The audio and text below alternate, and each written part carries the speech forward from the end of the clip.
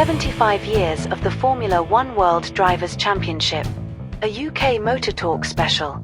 We're today celebrating the 75th anniversary of Formula One, and despite the suggestions from my colleagues, no, I haven't been around for all of them, but I have to say I have been around for quite a lot of them. I've been interested in Formula One since the mid-50s. The first thing I will admit to remembering seeing was, I think, 57 British Grand Prix. But I've been fascinated all the way through. I'm joined today by Jim, whose knowledge of F1 of more recent decades is far better than mine. But I think we have a common interest and a common knowledge of many of the names. This was intended to be recorded at Goodwood, and that's a sort of spiritual home of British motor racing. It was the first circuit to open just after World War II, but it never hosted a World Championship round. That honour went to Silverstone in 1950, and Silverstone is going to be celebrating that fact later this summer with its own special events. But for now, our special event is to try and introduce many of the people that we've talked to over the years, and some of the races we've seen, some of the events we've seen, and just some of the characters and some of the stories that surround 75 years. Karun Chandhok at the Goodwood Festival of Speed 2012. And in the comfort of the Drivers' Club, at least it's warm, dry, and the food's good in here. And I'm talking to Karun Chandhok, who here again, I think this is your third visit to Goodwood. You seem to be enjoying it again. Well, what's not to enjoy? Some of the greatest cars from our sport, some of the greatest drivers from our sport, and huge fan turnout as usual. And I've got something nice to play up in, going up the hill with. So. It's just a great weekend. I said to Lord March last night at the ball that he's got my guarantee that I'll be back every year as long as I can walk. I love coming here. It's a place where younger drivers like yourself meet their heroes, and the number of instances I've seen of the younger drivers meeting the more mature drivers and getting their signatures, and it's a place of heroes. Well, this year is quite special because obviously it's the first year Alain Prost is here, and he was my childhood hero. And I've met Alain a few times in the past, and but it's always a pleasure to be in his company.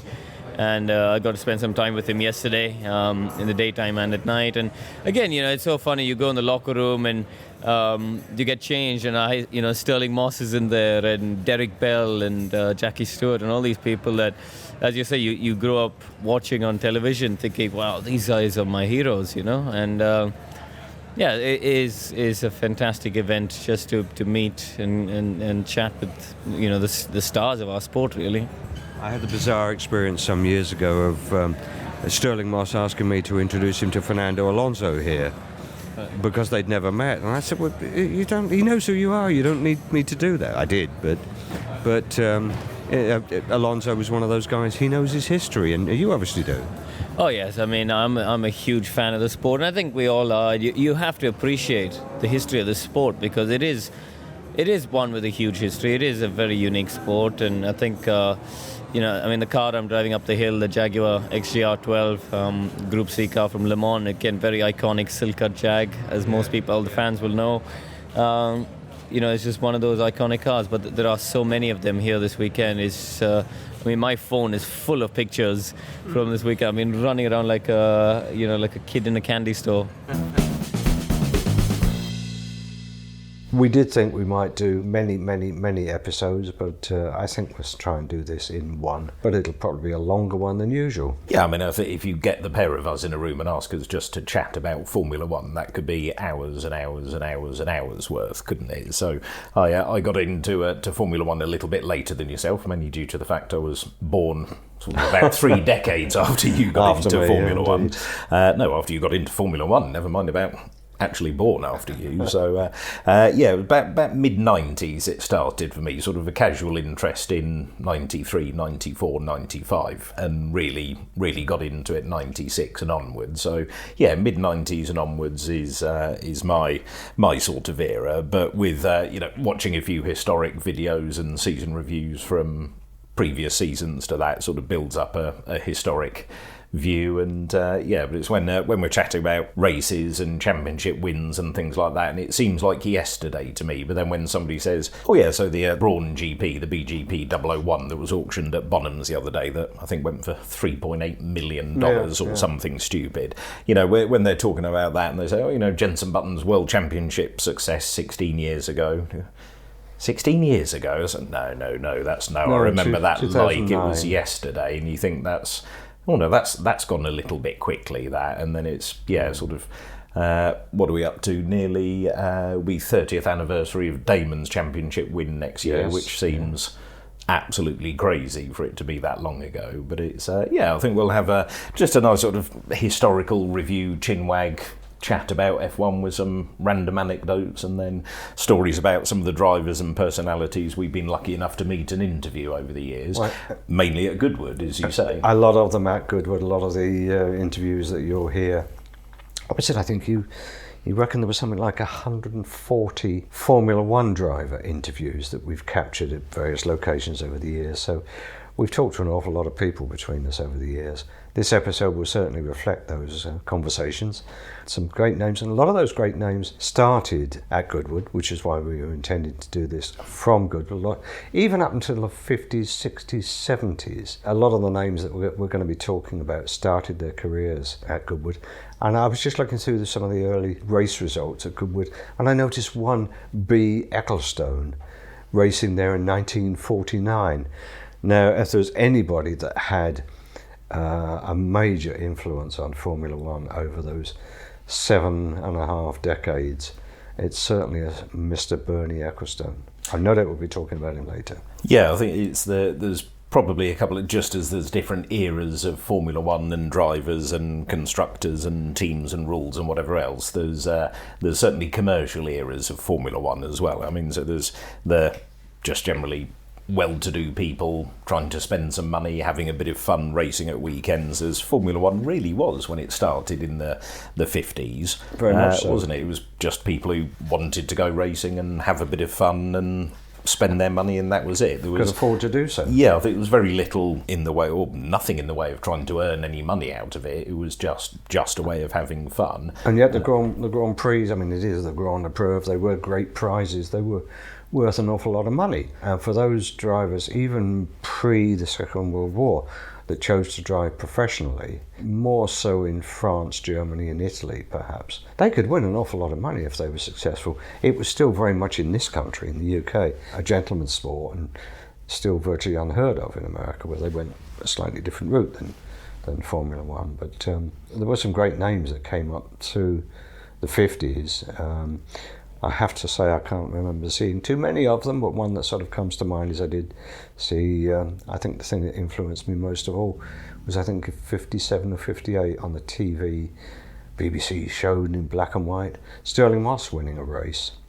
And it was only some years ago when we were making a film for Stirling in his house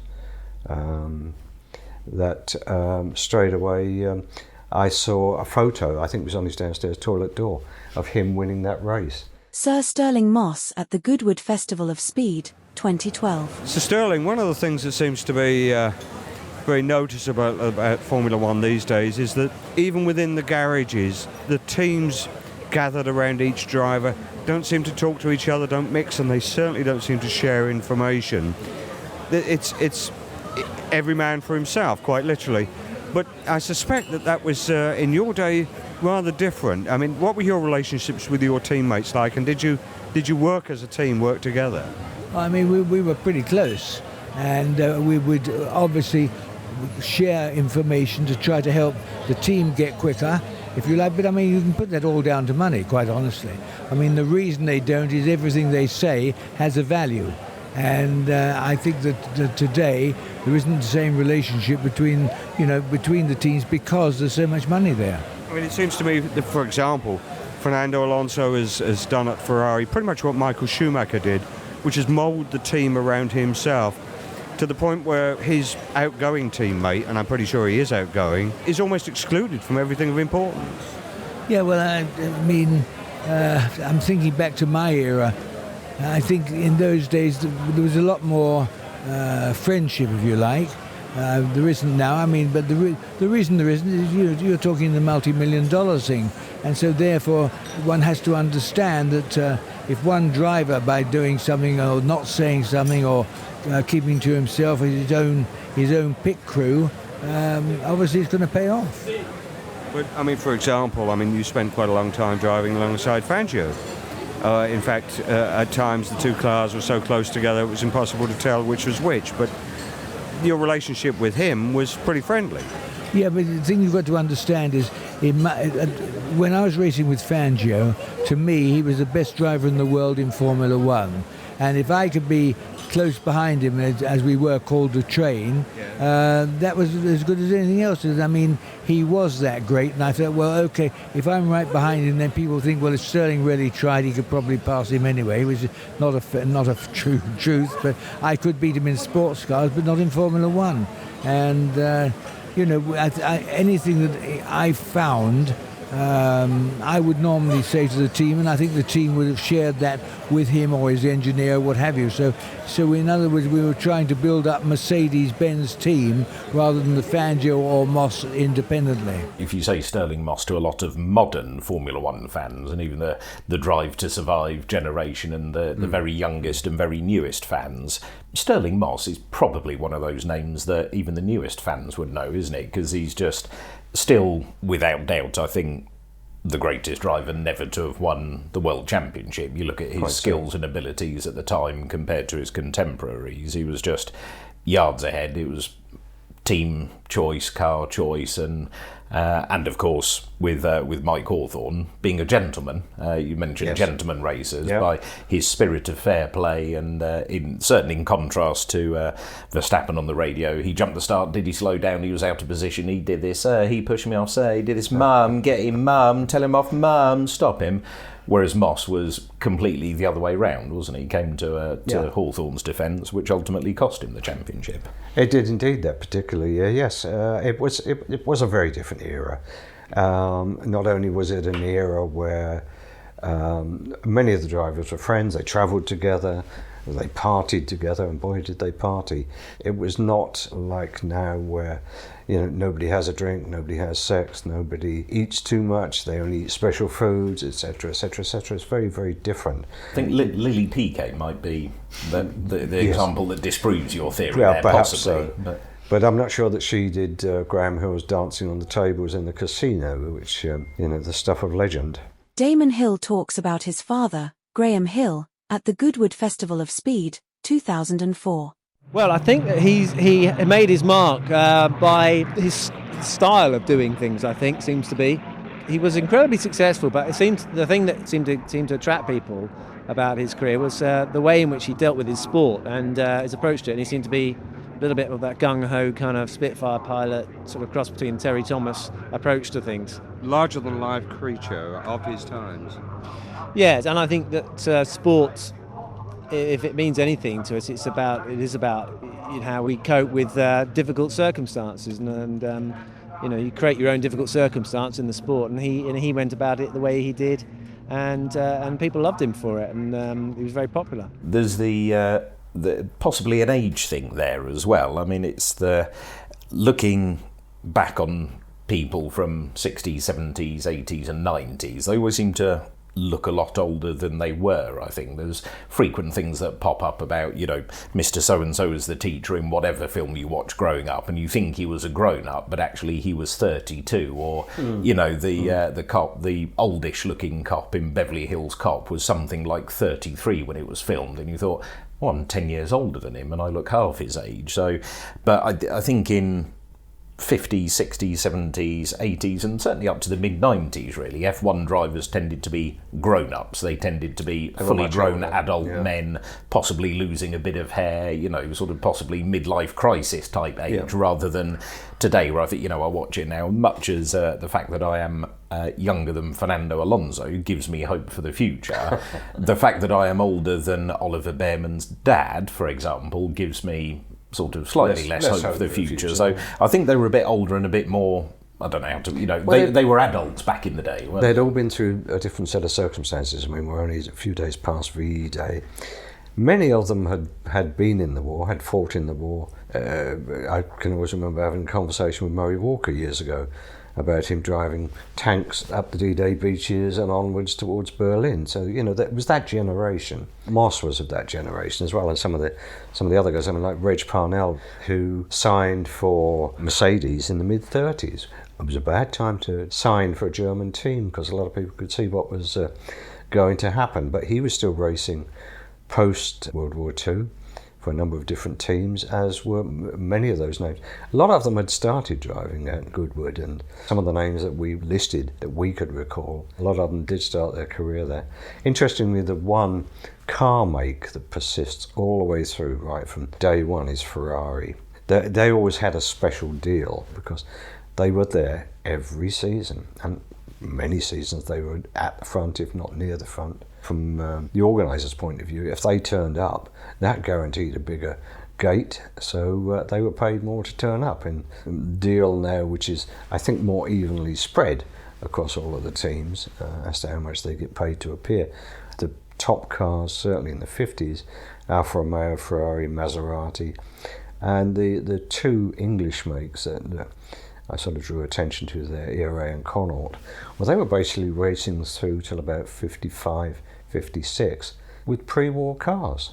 They were still quite competitive, but they were still pre-war cars. The idea of British Formula One teams is really a 60s invention. There was just virtually nothing before people like John Cooper and his dad started building cars not a million miles from where we're sitting right now, just down the road. In fact, they started building cars in the sort of mid to late 50s and worked their way up through the Formula. Eventually took a world championship, or several world championships. Yeah, I think the sort of the location of it. I mean, it's not quite the modern motorsport valley of in and around Silverstone and Oxford, but the Ferring to Bognor Regis stretch was just about as near to motorsport, the motorsport Riviera, I suppose, until Monaco's probably nicked that crown, to be fair now. But it's there is a bit of local history for Formula One teams in and around Sussex, isn't there? But I think a lot of it was the building blocks for the future. I mean, Alfa Romeo, maybe not as a pure constructor, but the Alfa Romeo name was in Formula One until recently, yes. To be honest, as a title sponsor of the Sauber team, currently Stake team, soon to be Audi team, probably halfway towards something else team. But it's amazing how many of the teams actually endure in their forms across the years, and the commercial aspect, I think, has got a bit to do with that. Just as a team, you could set it up and buy a car, and I think that's how Bernie Ecclestone started, wasn't it? Buying second-hand cars off other people. That's how Frank Williams started. He bought a second-hand something or other off somebody else and chucked it in the back of a whatever van he'd managed to beg, borrow or steal, and off he went. That's it. We're an F1 team now. Get on with it. I think Frank was only a little more specialised in as much as he was buying and selling race cars, whereas Bernie was buying and selling anything. Cars of all sorts. I mean, one of his epithets was Bomb Site Bernie in the early days because, he was just immediately post-World War II. He was right at the bottom end of the then motor trade, but he made enough money and worked his way up, and he was a smart guy. Just mentioning a few more names that we should from the 50s before we depart. That era, the era that I was born in, right at the beginning of. It was interesting if you look back at the numbers. Most of the teams weren't British, but many of the drivers were. It was always a disproportionate number of Brit drivers that were very successful. People like Tony Brooks, Moss, and of course Mike Hawthorne, another world champion, sadly killed not long after he became world champion. But there was a disproportionate number of drivers relative to the number of teams, and that sort of changed then as you moved into the 60s, because there were still a lot of Brit drivers, but there were more Brit teams. Sir Jack Brabham, at the Goodwood Festival of Speed, 2003. Your career, very long career, being honoured here this weekend. Yes, actually, I suppose you'd call me a survivor. It was quite a long career, really, and quite a dangerous one at that. There was an extraordinary diversity of cars out there, from sort of midget racers to late 60s sports racing cars. You drove everything in your time. Yeah, I've had a go at just about everything there is, I think, yeah. And I enjoyed it as well, of course. It was a lot of fun, really. Was it special for you that you were able to win the World Championship in a car of your own name? Yeah, that was a great thrill, actually. Really, the pinnacle, really, of my career, I think. And to do it with an Australian engine was fantastic, really. And was great for Australia and great for our team. I was looking up some statistics. Some of the through the 50s and 60s, almost all of the Formula One champions were either Australian or English. Yeah, that's right. They done a good job for us, of course. We had a lot of Australian and New Zealand mechanics, and they were very good too. And the whole team built up to a stage where in 1966 we had everything going for us, including the Australian engine. We were able to go and take on the whole world. What was the highlight for you of what was a very long career? What was the race that brought you the most pleasure? I think the Reims race in 1966, which was the French Grand Prix, and the Ferrari team were there and we downed them, and that was a fantastic thrill, really. Because everybody said beforehand was no way we were going to beat the Ferraris at Reims because they were very fast, but we did it and went home with 300 bottles of champagne. The garagists, Enzo Ferrari rather disrespectfully called them. Yeah, and I think that was a bit cruel, because that's kind of how he started, wasn't it, really? He was just sort of nailing cars together in a shed somewhere, was how he started. I mean, everybody has to start somewhere, don't they? He was tinkering and mucking around, and that's how he started. He didn't have an all-singing, all-dancing factory and facility and test track on day one, did he? There's a wonderful story in one of the biographies, I think it's the Brock Yates one, of him sitting on a park bench near the Fiat factory after he'd just been sacked by Fiat because they decided that they no longer required his services. And then he went on to become team boss for Alfa Romeo, because he was very clearly a good organiser, a better organiser than he was a racer. Although he won some decent races. At the point that Alfa Romeo basically decided to come out of the sport because it could no longer afford to carry on, he took over all the Alfa Romeo cars and made great successes with those, made some money, and then started building his own cars. In fact, one of his very first cars is coming up for auction shortly. We had an awful lot of money. I think it's one of 3 of the very first batch of Ferraris.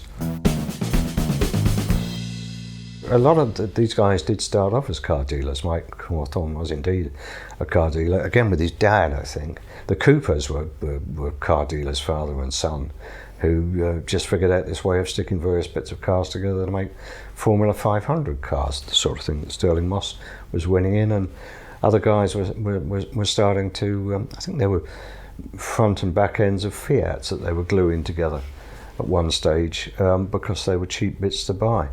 Well, it's certainly a common thread that runs all the way through Formula One up until reasonably recently, I would say, was the link between the motor trade and motor racing. I mean, of course, they all involve cars, but I think even up to, John Cleland has a chain of car dealerships. Yeah. Martin Brundle, of course, had several car dealerships. Yeah. My former employers used to race cars at a weekend and sell cars during the week, and Jackie Stewart's dad was a car dealer. The office of the company that I work for now, the office of the man who started the company that we're sat in now, he raced them at weekends and around Goodwood, of course, going back to the beginning. And there was that definite link. Whether that link quite remains so much nowadays, I'm not sure it does. I mean, the heydays of, to digress to a different sport, British Touring Car Championship of, win on Sunday, sell on Monday, because, hang on, that car looks exactly like the car that's in the showroom just with some stickers on it. It won, I'll have one of them. That seems to have gone away, and I think there's it does show the progression of Formula One from 50s and 60s to now, that it's more aerospace and otherworldly. In some ways it's gone away, but I think in others it hasn't. If you consider that Audi are coming in 26, Cadillac are coming in 27, General Motors obviously think that it's worth having their name in the premier motorsport. I kind of get it, but it's okay if the manufacturer has sporting pedigree and history, then fine. That's one side, but there's the how relevant is it to today, and that's the issue. I mean, Red Bull and Ford next year. What have Red Bull Racing Formula One got to do with a Puma, a Raptor, a Transit, a Cougar? You know, there's the only vaguely sporting cars that Ford make these days are the Mustang, which is about as brutish and far away from Formula One as you could get, because it's a 2.3 EcoBoost, apparently that would exist, but the proper one is a V8, and there's, as far as I can see, nothing that carries across. The hybrid electrification side may be okay, but I think in terms of the money and the way it all works in Formula One, how far removed that is from road car technology these days. It's a long way, but but if you, again, the two that I've just mentioned, they're looking at the 27 rules, which will require a greater degree of hybridization than is currently the case. More power to your electric elbow, so to speak. And that being said, they feel there's a need to be in there, but I mean, we talked about Ford there. Ford have been in and out and in and out. Have powered lots of Indy cars, but then lots of those Indy cars were also in Formula One cars, because at one stage Indy was within the F1 Championship for a number of periods in the 50s. And, you know, Lotus Ford and Ford have been involved in the engine side for many, many years. And then, of course, they bought the Stewart team, and that didn't do so well. But yeah, I think as we moved into the 60s, I've sat down and watched more highlights and bits and pieces from the 60s than I have the 50s, certainly. So it's by no means encyclopedic, but there's more household names or recognisable names for me that came into the 60s. I mean, the number one thing I'd probably have to talk about is Jim Clark. You know, for me, I think the greatest driver of all time who raced in Formula One, if that's the best way round of putting it, just in terms of the breadth and depth of his talent and what he raced in. He could get in anything, out of anything, hop in this car, that car, the other car, go from here to there to here to there, and he just won everything. And he either won or the car broke down. Those were the two things. I think he's got a ridiculously small number of second or third place finishes relative to his number of wins. You know, plenty of modern drivers have, you know, if you've done really well, you might have somebody like Lewis Hamilton will have 100 wins and 300 podiums or whatever it is. I'm sure we could look that up if we were slightly better prepared. But there'd be lots of second and third places in there, whereas Clark was either win or the car broke, because of just how good he was and how just naturally, effortlessly quick he was. The adage was always that to win a championship, you had to bring the car home as many times as you could. So, you know, it was not just about winning. You had to be there. You had to be on the podium as many times as you could. A lot of those early guys had very good win ratios, extraordinarily so. For then, you know, something like 40 to 50% of the races that they were in, they would win. But as you quite rightly say, they would drive everything. Roy Salvadori at the Goodwood Festival of Speed, 2001. And I'm with Roy Salvadori at Goodwood. Roy, this is pretty familiar territory to you. You're a bit of a fan of this place. Yes, it was my favourite circuit. Not that I went better here than anywhere else, but normally you'd reckon on very reasonable weather. We did a lot of testing here, and we were favoured also by the weather for that. A lovely atmosphere. Your era was an era where drivers drove Formula One cars, sports cars, saloon cars, pretty much everything. Very different to today's drivers.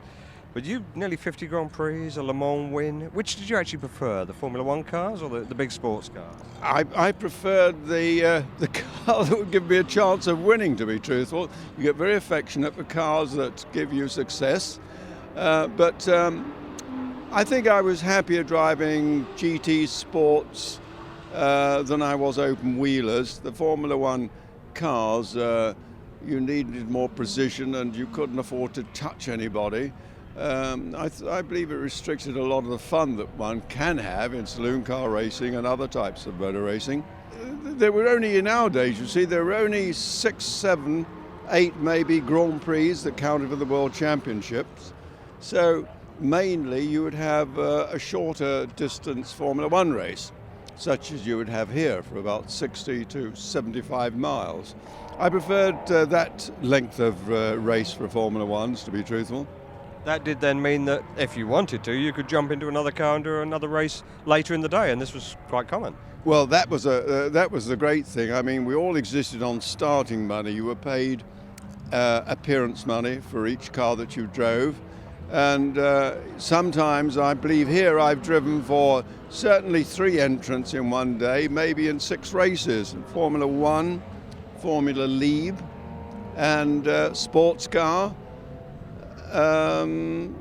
Formula 2, Levant Cup.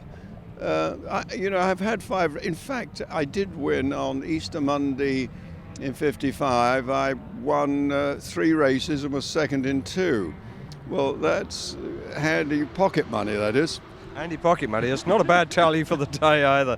Was it also a sort of smaller group of drivers then? I mean, was it a little bit closer today than when they all hide in the motorhomes? Well, yes, because we used to share accommodation. We were always together. We used to travel together. It was different. You couldn't have that again. I mean, things have moved on. I love present-day Formula 1. I'm a great fan of the new circus. But it was completely different. We didn't have sponsors, and that's the main thing. When you have sponsors, you've got a duty to them, and it's all hard work. These present-day drivers, they really give up all their time to sponsors, testing, so much more testing these days. They're a good bunch.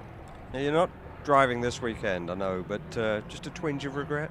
Well, I've got a demonstration, I believe, I've got to do, and one of the Jaguars. Not really, no. I know I'm past it. I love watching it. I always did. Now, that's a big point, because a lot of the drivers, they weren't interested in watching racing. They were only interested in driving. And I used to get as much fun, if not more, just watching a good race. The crux of that seems to be that everybody that's here, they're all fans, whether they're driving, watching, or whatever, they're fans. Well, I believe here they're very knowledgeable. You get a difference in the type of fans. You've got to be very careful how you answer questions here, because they seem to know more about the cars I drove than I do. And they're very, very enthusiastic. It's just this part of England, I believe. One of the classic Jimmy Clark images is him with the lifted driver's side front wheel in a Lotus Cortina at Goodwood. You know, it's one of the classic Goodwood photos. He, like Graham Hill, like Stirling, like all those guys, people like Roy Salvadori, they were quick whatever you put them in. They were just quick. I dare say it was a symptom of the time and the age where they would, I think, probably not necessarily be paid enough to make F1 their sole occupation. That's what it was all about. Does Lewis Hamilton need to go and race anything else? No. He certainly doesn't need to, could do if he wanted. But I think it was in the 60s, it was, what's your job? Racing driver. So you just race anything. If somebody paid you £1 to go and race a lawnmower, you'd go and race it because you could earn a quid doing it. But looking up the stats, Lewis is on 105 wins as we talk, 202 podiums. So roughly speaking, double the number of podiums to wins. Jim Clark, much shorter career, admittedly, 25 wins, 32 podiums. Yeah. So and far much closer as a percentage in terms of wins to podiums for Jim than it is for Lewis. So yeah, I think that showed the ability. But again, they had to do that because Lewis is paid. It's $35 million or something like that, whatever it is a year. Perhaps a bit more than that with all. That's probably his race salary at Ferrari, plus all the sponsorship bits and pieces. But they had to. Well, why not? I think it's the old adage of if you're quick, you're quick. And it certainly gave them the opportunity to try that out.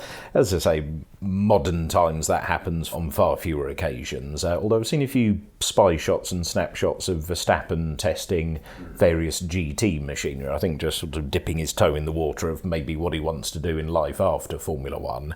Although I think he was testing something or other at the Nürburgring the other day, and actually he'd need to go and do a slightly more entry level race, a slightly more club level race. I think he needs to do 2 races of at least 14 laps around the Nürburgring before you get your Nürburgring racing licence. It's quite a different set of criteria criteria that you need to fulfil, I think just because of the nature of the circuit. So you can have somebody with an FIA super licence, there is no better driving licence in the world, and a licence he's earned and pays a large privilege for, but the Nürburgring say, nah, not good enough, start again, you need our licence. So, but I quite like that, because I think it shows the challenge of the Nürburgring. But the Nürburgring, of course, a track they raced around in the 60s. Well, certainly in the 60s, and it killed an awful lot of people and nearly killed many more. Niki Lauda comes to mind. And even ultimately, when he died just a few years ago, the coroners traced the damage done to his lungs in that accident. 76. That accident was a major contributory factor to him dying many, many years later. You know, life was very short-lived by some of those guys, particularly through the 50s and 60s. And Jackie Stewart is one of the names, the touchstones of driver safety, that he pushed very hard for motor racing to be safer than it was, for the facilities to be better. Sir Jackie Stewart at the Goodwood Revival, 2012. I must turn to a slightly more sombre note, the passing of a dear old friend of yours and a gentleman that you worked with very closely, Professor Sid Watkins, who sadly was lost to us just a few days ago. You and he worked enormously closely on driver safety. It was your joint thing that you successfully progressed through the 60s, 70s and 80s. Yes, Sid Watkins was a wonderful man, and he in the modern time has done more for motor racing safety than anyone else. As we sit here now, it's more than 18 years and 4 months and 5 or 6 days, more than 5 or 6 days now, since we've lost the life of a racing driver in a Formula One car. And I think that's down to Sid Watkins. Yeah. Your immediate and personal reason for the development of your campaign, I seem to remember, was laying on a hospital floor surrounded by cigarette butts with God knows how many injuries. Yes, because the so-called medical centre was just somewhere for people to hang around. And I never forget being laid on a canvas stretcher on the floor, having been trapped in a BRM for much too long with no marshals, no medical aid, apart from Graham Hill and Bob Bongerat helping me to get out the car. I was sometimes conscious, sometimes not. But when they got me an ambulance eventually and got me to the so-called medical centre, it was shocking to see how poorly equipped it was. And then they sent me to hospital. They thought I had a back injury. They sent me to a hospital, and the ambulance got lost. The police escort for the ambulance got lost. The ambulance didn't know where Liège Hospital was. All of those, a parody of errors. And that just wouldn't happen today. So great strides have been made, and obviously I started it off, and it was then brutally, stupidly dangerous. We had to break through that wall first of all, and when we got to a certain level, then I was retiring from motor racing, and Sid came in, which was a great asset to the sport. It speaks very much of the times. I know Stirling, conversation with him about, he would reckon to go to a funeral a month during the season, and the season wasn't actually very long. Even by the mid-50s into the 60s, what are we looking at? A dozen, at the most, I think 16 races in a season. Jackie Stewart, as a pioneer of it, was at odds with a lot of people, wasn't he? Because there was the strive for safety, and then the flip side of it was, well, if you think it's too dangerous, go and work in a mattress factory or sell pillows for a living, or do something different. But there's always that fine line between risk and danger and thrill. Some things got to be, I think in a way it's got to get your heartbeat up, and it's got to give you that rush and make you know you're alive. But there's a difference between ridiculously unnecessary danger and a sensible level of danger. The most extreme example of that was Jochen Rindt, who won the championship without even surviving to the end of the season. He was killed with enough points on hand that he became the only man to have done so. It's it's always a good pub quiz question, that, isn't it? The only posthumous Formula One world champion, and then a lot of people can't get their head around how. Well, how do you manage that? Well, he scored a certain number of points, and then before the end of the season, nobody scored more, even though he missed a few rounds. So mathematically, that's exactly I think what Jackie Stewart did, and another name you mentioned there is Graham Hill, sort of helped him along and helped him out of the car. I think was it after that Jackie used to race with a spanner taped to the steering wheel to help get him out. Yeah, so they could get the steering wheel off. There's a story of where they actually borrowed a spanner off somebody's toolkit that was in the public car park to get the steering wheel off the car. I mean, you think about that all the way up to modern day safety, all the innovations and everything that we've had, and I think certainly that's something that filters across to all sorts of different motorsport disciplines. I mean, even in our humble track car, I've got a helmet that's made out of carbon fibre, and they're not cheap, but what price safety is. So I don't think my brain is that valuable, but it's the only one I've got, so I kind of need to look after it. But the fact that a carbon fibre helmet is reasonably well affordable, certainly compared to the cost of a track car, a set of semi-slick tyres or whatever, it's good progress, and I have a hands device as well. I mean, you look at some of the accidents and bits and pieces that happened as speeds get quicker and quicker and quicker. I remember Fisichella telling a story of pre-season testing, and he got off at the last corner at Barcelona, and I think he said he head-butted the steering wheel. And you think, bearing in mind how tightly F1 drivers are strapped into the cars. I know the cockpits are reasonably compact, but the steering wheel isn't in front of his face. When you look at them, their arms are slightly bent, but reasonably outstretched. You sort of sit there with your arms, bent at sort of 90 degrees, and keep your shoulders where they are and try and headbutt the steering wheel. And you think how much extension would have gone into his neck, but the hands device, a relatively simple bit of kit, but then, we're up to halos and crash structures and survival cells, and all the way up to Romain Grosjean's accident, where he went through a barrier, car ripped in half, he was on fire and trapped in the fire for what seemed like an absolute eternity. It did seem a very long time. And he's got slightly burnt hands, and that's about it. I mean, it's phenomenal what they can go through now, so I think it's worth raising a glass to Jackie and the early pioneers of safety. Sir Stirling Moss at the Goodwood Festival of Speed, 2012. I think he's inclined to allow a driver to do things that he wouldn't do if his life was at risk. I mean, now we have a situation where, unless another person's wheel comes off and actually hits you, with a bit of luck, nobody. I mean, it is a pretty safe sport.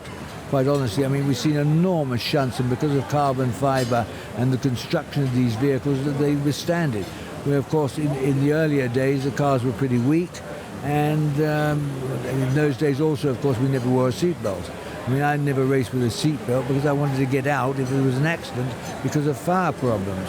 Now, of course, and understandably, they're strapped in tight, and as long as they're held in the structure very tightly, they're pretty safe. The other bizarre thing that we've seen relatively recently is Williams' pit lane fire. And we haven't seen one of those for a few years. Well, not since the Jordan one, but they were relatively common in the 50s and 60s. Yeah, they were. Well, of course, we were running on, I don't know if it was different fuels, but different refueling systems. Don't forget, we're churning it in. You put a great big funnel in the back and throw in 5 gallons of alcohol and that sort of stuff. So that lent itself very much more to an accident happening. And of course, we remember another thing is always the hot exhaust pipe was always, easy to drop. Exactly. And if you were really unlucky when they were unloading the churns, half of it went down the back of your race overalls. Yeah, exactly, and that was not very pleasant either. I think that happened to you once or twice. Yeah, I've had quite a few things, but then the overalls I wore, remember, were quite different to now. We had very lightweight sort of shirt poplin material, which were great. Now, of course, they have this amazing fireproof stuff. Yeah. One of his great partners in that drive was the neurosurgeon who became the Formula One doctor, Professor Sid Watkins. Well, he was a great ally, and I mean, they started off with basically taking a race truck, somebody's spare race truck, if you like, and equipping that with a few bits and pieces and taking that around with them to the point where they had complete mobile hospitals, and Sid Watkins was very much with Stewart and Hill and so on a force for good. I mean, he knew what he was doing. He devoted much of his life then, once he got involved in this, to keeping racing drivers alive. We've all seen some terrible accidents. Obviously, the one that we'll perhaps come to a little bit later was the death of Ayrton Senna in '94. I think Sid Watkins lost heart a little bit after that, because Ayrton was a great friend of his, and he'd been trying to persuade him not to race that weekend because we'd already had tragedies that weekend with Roland Ratzenberger and a very, very near miss with Rubens Barrichello. At that point, I think really is where everything stepped up, and now you have to have, for example, 2 helicopters, because you can't continue racing if one helicopter is taking somebody to hospital. You've got to have 2. You know, we've got to pay tribute to those guys in the 60s and 70s that were pushing for that. You don't see many crashes now where you think he's not going to survive that. Some of them are quite spectacular, but fortunately we haven't lost anybody in very recent years. There have been freak accidents which have taken the lives of some of the very young guys out there, and that's tragic. But the majority of people, the cars are so safe now that they do survive. The fact that Formula One does continuously learn, innovate and develop, they take the general rule there's no such thing as a freak accident. I think Brundle said it as well, it can't be a freak accident if you strap yourself into a car and pelt round a track at 200 and odd miles an hour. Yeah. Something's going to happen, it's going to be reasonably big when it does happen.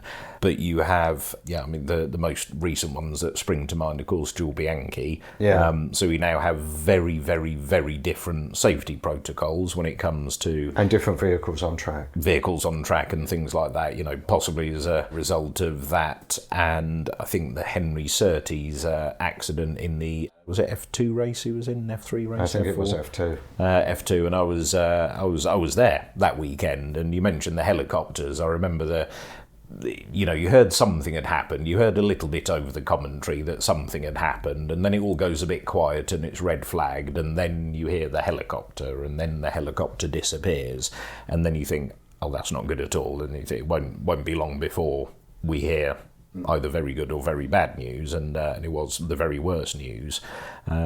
But even as a result of that, Formula One learns and has introduced the halo.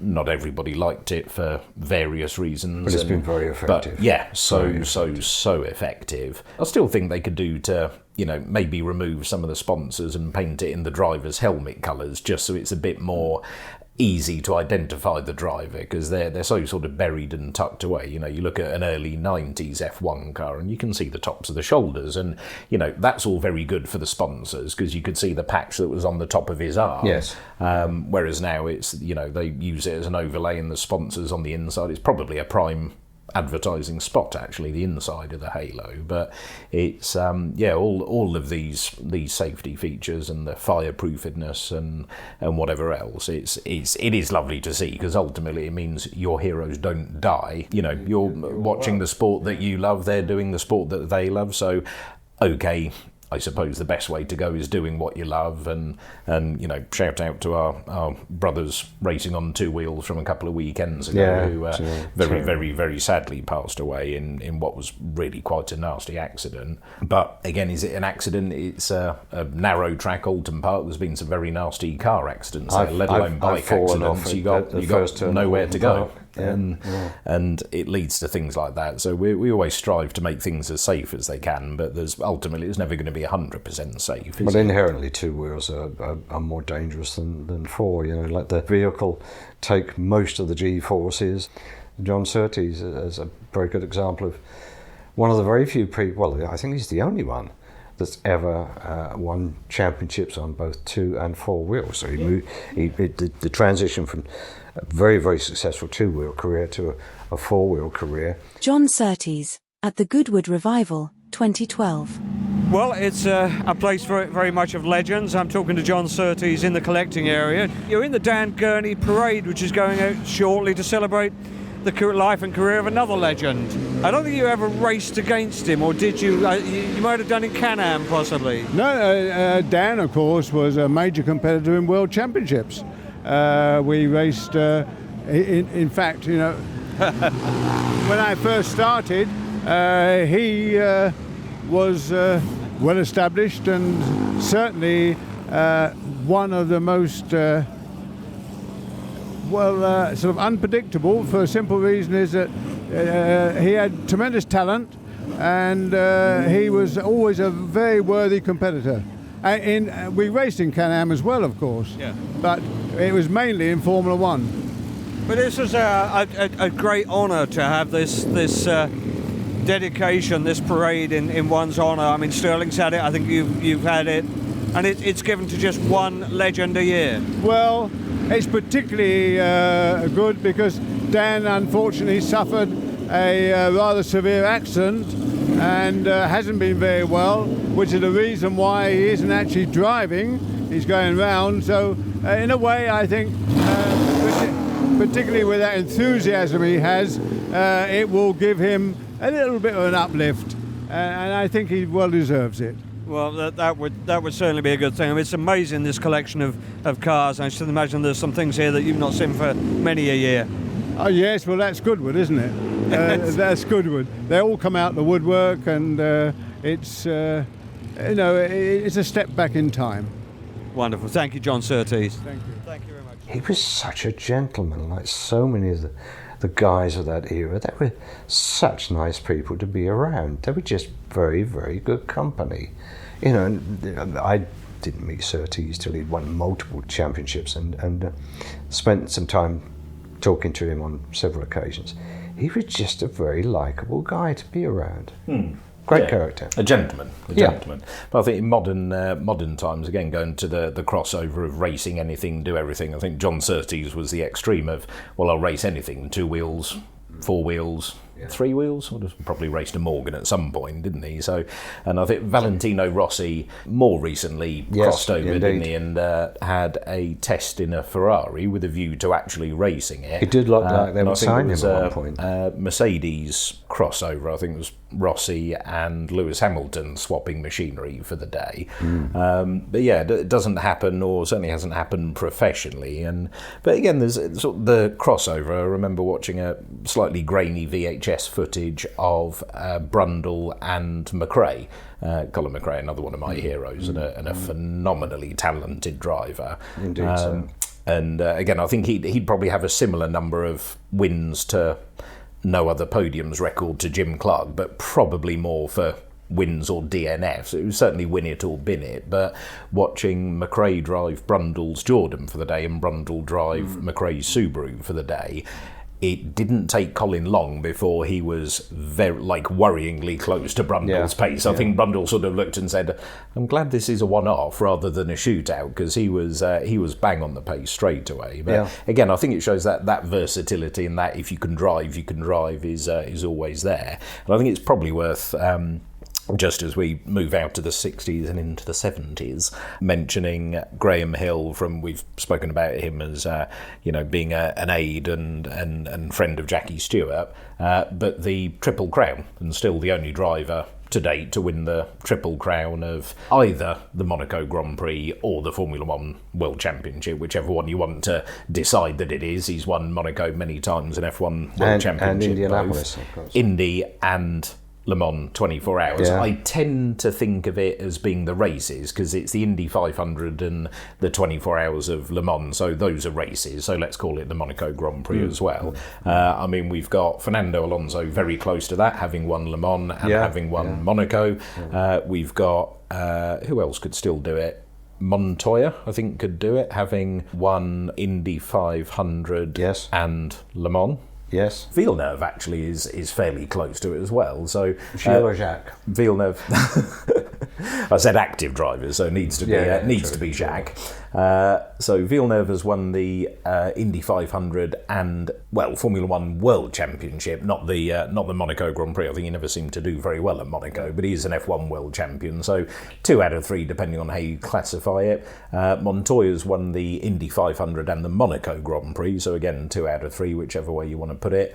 Alonso's won a couple. I think Hulkenberg. Do we need to hope that Audi do very, very, very well, and then we can have Hulkenberg winning at Monaco or indeed the championship, and then he'll go from the record of most races without a podium to Triple Crown winner in the space of a year. Let's put a couple of quid on that. It's not impossible, because you can put him in a third-rate car and he'll be a better than second-rate driver. Definitely, but I think moving on to the 70s now, as time marches on, this is when there's, again, more names that I recognise come to the fore that are still there. I mean, we've got Ferrari enduring, of course, but this was the rise and the beginning of McLaren, which will be a name of Bruce McLaren prior. This is more of the rise of McLaren as a Formula One team. Yeah, March, Tyrrell, Surtees, Williams, they're all coming in with some strength in that period. The sport's dramatically increasing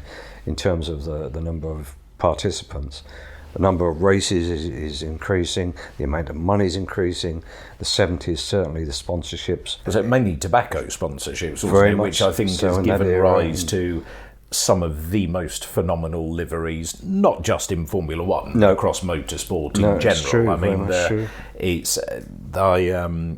I quit smoking nearly 10 years ago now, but I'm not sure if motorsport encouraged me to smoke. I don't think it did, but I think what it did do was encourage me into certain brands of cigarette rather than anything. But you had some wonderful liveries, the Marlboro McLarens and the JPS Lotus, the Rothmans, Williams, is Camel on Benettons, and Mile 7 on Benettons in more recent years. There's just been some flying fag packets make a lovely livery. B&H on the Jordans, and then of course at the point that the tobacco advertising was then banned, then the other things that he would come up with, buzzing hornies was one that I've just literally recently given my grandson the poncho, team poncho that he had given me many years ago. But Jordan was another, of those teams that was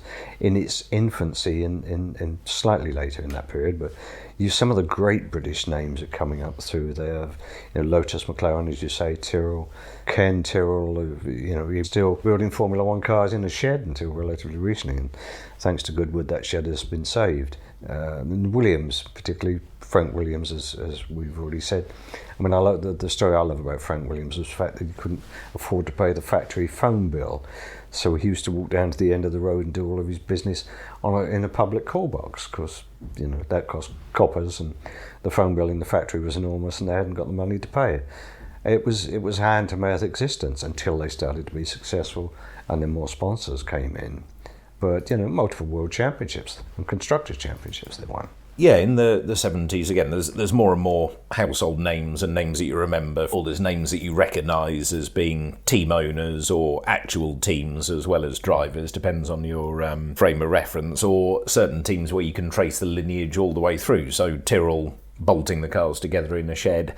Yep. So that Tyrrell team is now the Mercedes team by lineage, if I'm right. I think it was Tyrrell sold their entry to British American Tobacco, British American Racing, BAR became Honda, became Braun, became Mercedes. So that lineage and that ticket to entry. I mean, Cadillac, as you mentioned early on, coming into the sport, have had to pay about £4 gajillion as an anti-dilution fund for the privilege of just entering, let alone the cost of building a factory and setting up and this, that, the other. A far more cost-effective, if there is such a thing, route into Formula One is buying an entry. It's buying a team. It's a very well commercially buttoned up, signed, sealed agreement, legal definition entity these days. Formula One, between the Formula One as a sport and Formula One as a commercial entity. There's teams that can trace it all the way through. All those Williams, of course, still at the same place, same factory, have been there forever and a day.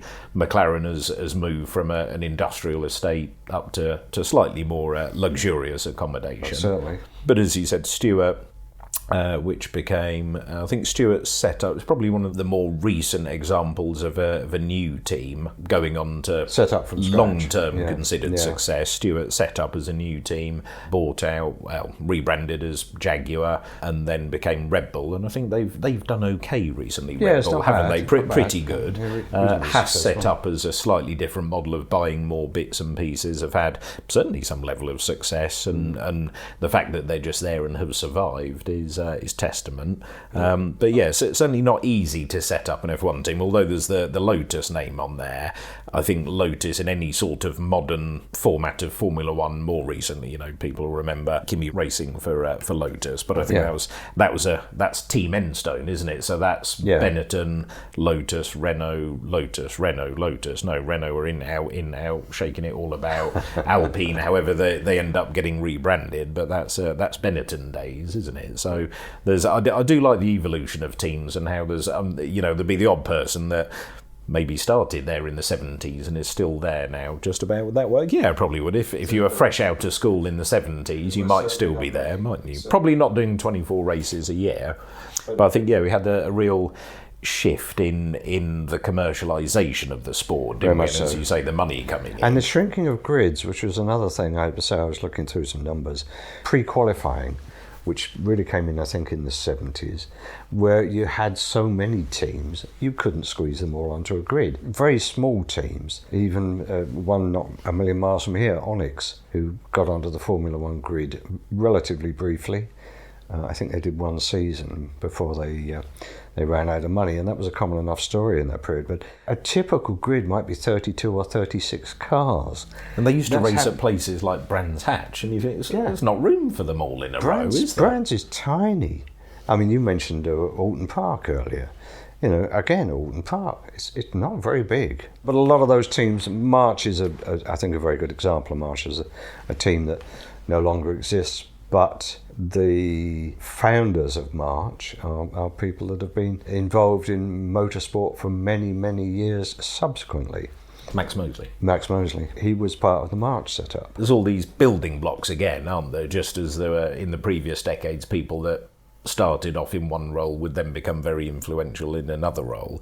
Flicking down the list of drivers of the era, I mean, again, we've still got Graham Hill, who would give lineage to somebody whose name will come above in the 90s, I'm sure. No relation to Phil Hill from previous generations, but other names like Andretti. I mean, the Andretti family are just motorsport through and through. Oh, indeed, motorsport royalty. Through and forwards and backwards. And they've had various success in Europe, Formula One, and the other side of the pond as well. Probably not so much Indy, but we could do a whole other podcast on the Andrettis and Indy. But again, brings it all the way around to modern times with Cadillac, Andretti. Are they in? Are they out? Well, no, not with Andretti. But shake it all about. The minute they seem to get rid of Michael Andretti, they seem to accept the entry, didn't they? So whether I'd be taking that personally or not, I think I would. Another name I must pitch in there is James Hunt, because he was one of those really colourful characters, world champion in 76, and very much celebrated, I think, in the recent film. We talked about them being party animals through that sort of period, and certainly he was one of those, which is probably why he's no longer with us. But he was very, very successful, but he did hit an awful lot of things in the early stages of his career. He survived those things and went on to be a world champion in a very, very tough season against Lauda. You mentioned that Brands Hatch. That was sort of settled at Brands Hatch. That circuit just wasn't big enough. I seem to remember they run a Can-Am race there once at Brands. There'd have been all sorts, and then even in more recent times they had A1GP and things like that at Brands Hatch, and you think they're just that little bit too quick for it. If you're pelting around the track in sort of sub 40 seconds for the Indy loop, that's probably a bit quick and a bit short before you get round to the end of it. You've got to limit the size of the grid, otherwise just by the time they've all spaced out a second and a half, there just isn't a gap for anybody else. It makes the racing close, I suppose. But you mentioned the Rush film there. That was a very good... it's one of my favourite films of all time, but it tells a story. There's a bit of dramatic effect and whatever else, but I think it portrays the emotion and the story and the roller coaster of a season, and I like it for the cameos of certain drivers, actual real drivers, and it's a very good story and very emotional, but I think it did a very good job of bringing Formula One to the masses more, in inverted commas. I think 70s and 80s and 90s, it's still a very niche sport, isn't it? Riccardo Patrese, at the Goodwood Festival of Speed, 2001. There are few drivers, in fact, well, there are no drivers more experienced than our current guest, Riccardo Patrese, the man who holds the record for the most Grand Prix ever. 256, I think it was, Riccardo? Yes, 256, 17 years of Formula One. And you're still back here and still playing in the cars, and clearly by the smile on your face, still enjoying it. Yes, I'm enjoying really very much this weekend of Goodwood because of the atmosphere that there is here in England, with a lot of enthusiasm from the public, a lot of culture of motor racing here, and it's nice to be back in a place like this with all this enthusiasm around. And you're reunited with one or two old friends by way of cars this weekend. What are you driving? I'm driving a car that I was fighting against in '78 against Alan Jones. I am driving a Williams 06. That is really a nice car because it's running perfectly okay. It looks really not having the ears that he has on the shoulder because it's working perfectly all right. One of the interesting things I think about Goodwood is that Formula One drivers like yourself get the opportunity to drive things they never did at the time. And you've obviously been able to now play with some cars, as you say, that were your rivals.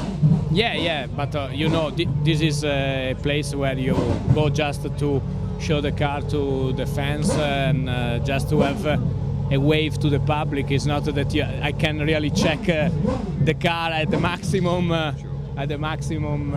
speed, but it's nice to know that was a car that maybe sometimes also I defeat. So it's really a nice feeling. Moving into the 1980s, we've got Ferrari there as we always have had. There's some more names that I remember from getting into F1, but they were just starting their careers now in the 1980s or the lineage. So flicking down the list, Ferrari are still there, Tyrrell's still in there, McLaren, Benetton and Williams still there, and then certain names where there was a Brazilian chap, Ayrton, how do we pronounce this? Senna. I've heard of him. He sort of started to rise to becoming a household name in the 80s. Another great film, of course.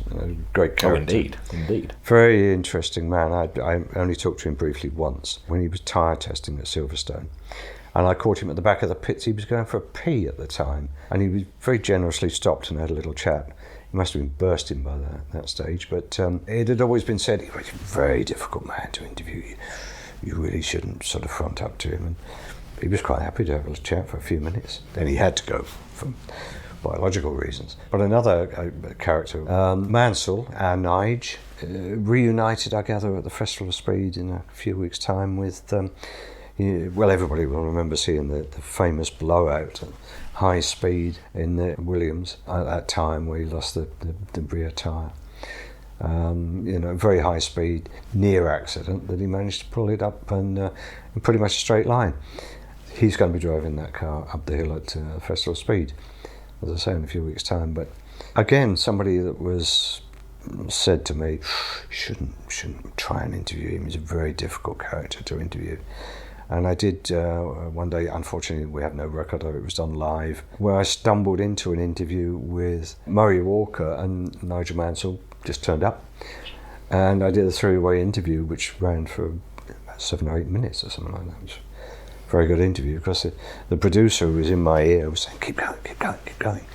Because the producer fortunately realised that was very rare to get both of them together. Yeah, and again I think Mansell had... crossed over between Formula One and IndyCar, hadn't he? I think that was probably slightly more... Went back. Taking his teddy and his toys and stropping off across the pond. Yeah. But I think he's still he's the only chap to hold the Formula One World Championship and the Indy or Kart or whatever it was championship at the same time, which are just crossover on calendar. I think we had a fairly static number of races throughout the 80s, didn't we? Sort of 14, 15, 16 rounds a season, something like that. Not too many street circuits. I mean, the odd sort of nightmare at Detroit and Las Vegas car park and bits and pieces like that, but sort of proper tracks, I would say, old school tracks, but with safety coming more and more to the fore and crash barriers improving and runoffs improving and things like that. So slightly, still some deaths and some nasty accidents and career-ending accidents up and down, but fewer deaths, I would say, in the 80s, certainly compared to the 70s and 60s. I think it'd be in the mid to late 80s. I remember seeing on the TV the Martin Donnelly accident, and Martin Donnelly was, I think his race suit was holding him together. I mean, the car completely disintegrated. He was in the middle of the track with arms and legs at the most extraordinary angles. And I met up with him 4 or 5 months later, maybe 6 months later, and still on crutches. But he was wandering around the Silverstone paddock, chatting to his mates and so on. Had survived any number of breakages, and again had turned up at Goodwood in recent years. Very, very likeable character. Very quick. Could have been, I think, probably a champion. He was a very, very quick driver, but the injuries kept him back.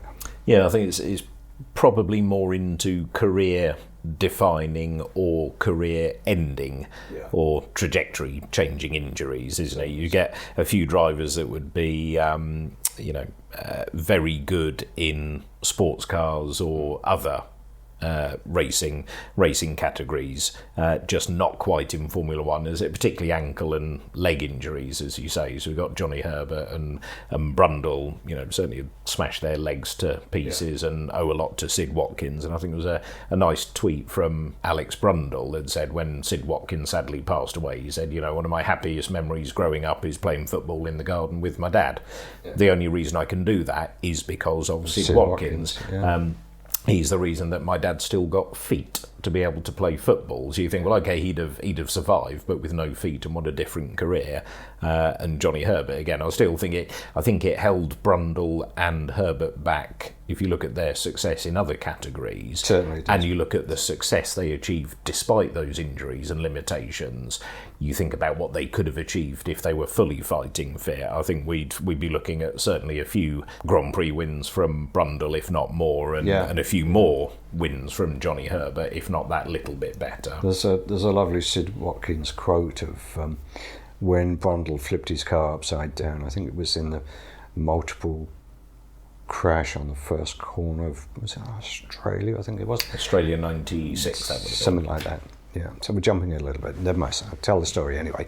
Because Brundle did get out of the car, went rushing up to find Sid Watkins, and then the rule that existed was if Sid Watkins said you could get in the spare car, because then they had spare cars, that was okay, you could. And Sid Watkins said, well, Martin came running through the length of the paddock. Could he have the spare car? Could he get in the spare car? And Sid Watkins said, well, it didn't make much sense because he'd had a bang on the head, but then Martin never made any sense anyway, so it didn't matter. So I said yes. And then it was at the time, or was it a different time, where Brundle said he got back in the car and then said, which way do I turn out of the pits? And he'd forgotten whether he had to turn left or right coming out of the garage. So somebody said, yeah, I think you're probably done for the day. I'd just leaned in and switched the car off, and out he got. But I think that shows the mentality and the racer's instinct and just that desire to race no matter what's going on, just that quest for speed, doesn't it? So it's but it did not make for a funny story. Gerhard Berger at the Goodwood Revival, 2003. That's the first time that I drive around the circuit on a car. And the first time actually that I drive an old race car on a circuit. Is this a new career opening up for you, the older race cars? Well, you never know. It's not really what I'm planning to do, but you never know. At least I enjoyed a lot the first day, and it was really some fun and some new experience. You've already been out, I know, for the first run in the car. We should say that the car that you're sharing with Nick Mason, his 250 GTO, which is possibly one of the best cars ever. Yeah, it's a great car, and it's a Ferrari. I anyway have a big feeling for Ferrari, and to drive with Nick is a pleasure. So I'm gonna enjoy and have a nice weekend. It's not really just for racing; it's really to come here and to have some fun. Now, you mentioned there about Ferrari. Of course, you had a very, very long affinity with Ferrari, and of course, I guess you were probably one of the last Ferrari drivers to know Enzo very well. Well, I was the last one that did a contract with him personally, and it was a great pleasure to work for him and to know him and to deal with him. He was maybe the greatest personality ever been in racing, so I'm very happy to have the possibility to spend some time with him. And you were able to, just immediately after his death, score that glorious victory that you did. Yeah, I won in Monza in '88. That was just after he died, and it was a nice gift. There was a very special relationship between the fans, the tifosi, and Ferrari. Yeah, as a Ferrari driver, especially if you get well with the Italian mentality, as I did, it's a very special feeling, very special circumstances. It's really, being a Formula One driver is a great pleasure, but being a Formula One Ferrari driver, that's something very special. What do you think of it as a circuit compared to sort of modern Formula One circuits, which are... So long as you don't go off, it's a great circuit, you know. I haven't tried it yet to go off, but I think it just fits to what it should do for this event. It's just perfect. I mean, one of the things that was notable for me this year is the dropping of Spa as a circuit, which I always thought was a great driver's challenge. I don't know whether you necessarily see it that way. It was, for me, it was my favorite circuit. Spa, I won all the 24 hours, and I had a lot of great races in Formula One there. I'm really pity that we lose circuits like this, because there are not so many more circuits what has this big challenge like Spa had, especially with Rouge. And whenever it goes one, for a driver like me, it's a pity to see it going. One of the other great circuits I think that you had some fun on over the years, Monaco. Yes, Monaco, I wasn't so happy with Monaco. It didn't fit so much to my driving style. I was more at home in Spa or Suzuka, circuits like this, Old Silverstone. But of course, Monaco is Monaco. There was a special feeling there, was a special flair there. It's the greatest race, yeah. Must mention Alan Prost too, as we're sort of in that period, because you know you can't underrate a 4-time world champion. I never had the opportunity to talk to him, regrettably, and he's looked like he's sort of coming back into the sport as an advisor, as a consultant again. So you know, it would be good to see him back. The professor, as they called him. I mean, he was just a very good racer that could have been even more successful had he not kept falling out with his teammate. But you know, that's the one thing you're not supposed to do, is keep taking your teammate off. And while it was a 1-1, I think eventually of each of them won a championship by taking the other out, there were some fine drives from both of them. Yeah, I never mind the Senna-Prost crashes, because it was one person's fault. One was the other person's fault, and as you say, the blame wasn't apportioned, or the championship didn't go the right way, but no, call it 1-1, shake hands, and off you go. John Watson, at the Goodwood Festival of Speed, 2000. John Watson, reunited with an old team this weekend. Yes, it's something that's going to happen again later in the year as well, but McLaren have very generously provided a car for me here for the weekend in the Festival of Speed, and it's a car, I'm not sure it's the precise chassis I drove, but it's certainly an identical car to that I drove in the European Grand Prix at Brands Hatch in 1985, when Niki Lauda had injured his wrist. I don't know what he'd been doing, but he was unable to drive, and the team and Ron Dennis thought that I might be able to fill the bill, and I was given an opportunity to run a car, my last Grand Prix. And you obviously really enjoy these outings now. It's a chance to reunite yourself with some of these old cars. Yes, in fact, some of the cars, it's very enjoyable to be reunited with. Others, probably I would say thanks, but no thanks, because not every car has got really good memories. But certainly my McLaren days, particularly in the MP4 era, which is John Barnard and Ron Dennis, was a good period for me. It was a period when I won 4 Grand Prix for the team, and history cannot change the fact that it was me that won the first Grand Prix for McLaren International, and it can never be expunged. No, and I'm sure that's never forgotten by the team either, which is, I guess, why they ask you back.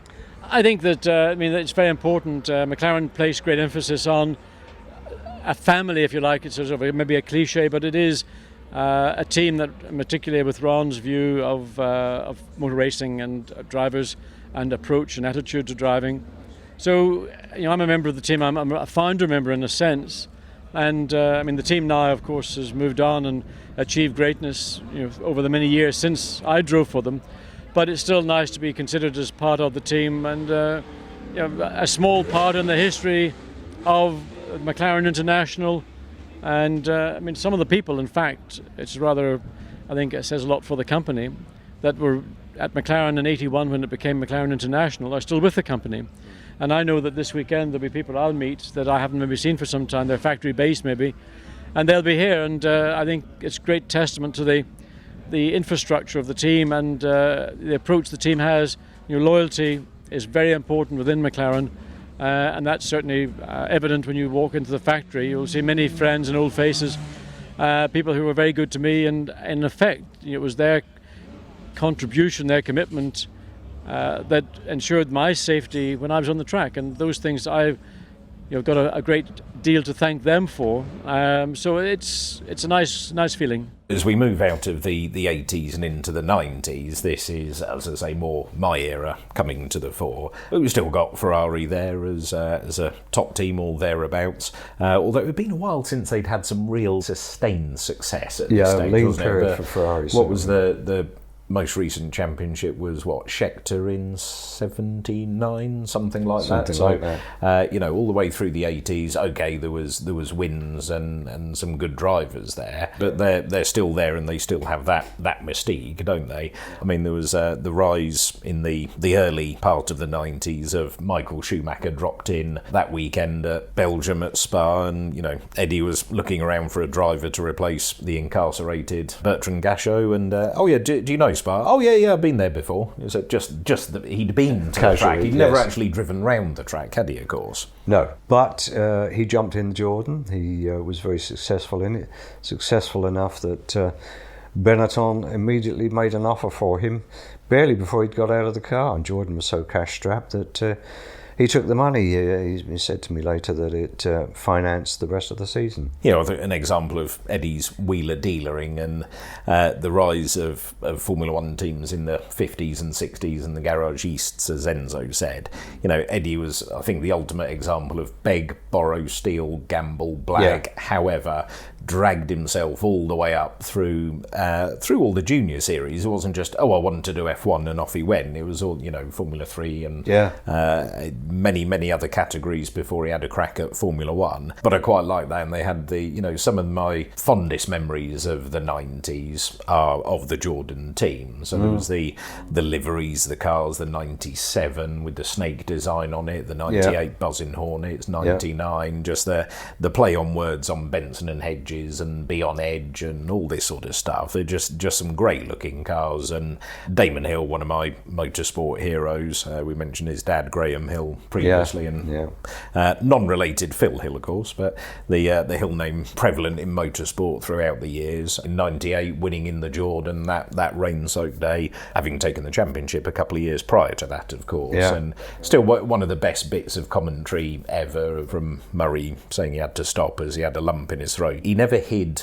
the drivers he liked, but he always had very good reasons, I think, for being fans of the drivers. And much as his dad Graham had to pick up the Lotus team after the death of Jim Clark, there was Damon Hill picking up the Williams team after the death of Ayrton. Damon Hill at the Goodwood Festival of Speed 2012. Damon Hill, world champion. You've been at the top. You know what it's like. You know the pressures of very close to that championship for a couple of seasons and then finally achieving it. Tough times. Well, it's a big deal, and it doesn't, it wouldn't be worth so much if it wasn't so difficult to acquire. And I think you appreciate it more with time. So it's one of those things sorry, we're just being disturbed by this Eurofighter, I think, that's flying overhead. So that's the noise, the Typhoon. When you're young, you've got all the kind of time in the world, and you've got all the kind of ability that you don't appreciate, but you don't have it forever.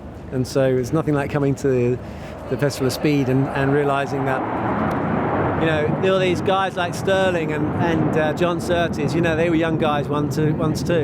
And they had their heroes in time, and that's how the sport continues and evolves, and silly old beggars like me who just keep coming every year because we're all fans, and all of the drivers that are here are basically fans. Yes, and it's something that motorsport has, which becomes ingrained, I think, in people's, partly to do with your imagination when you're younger, and we some people have lived the dream and they've actually achieved their goals, and some people have not. It can be a cruel sport as well, but it's but it's a storyline to people's life, and through motorsport. And my family has been born. I was born into motorsport, and I'm almost part of a lineage now with my son racing as well. So and the motorsport's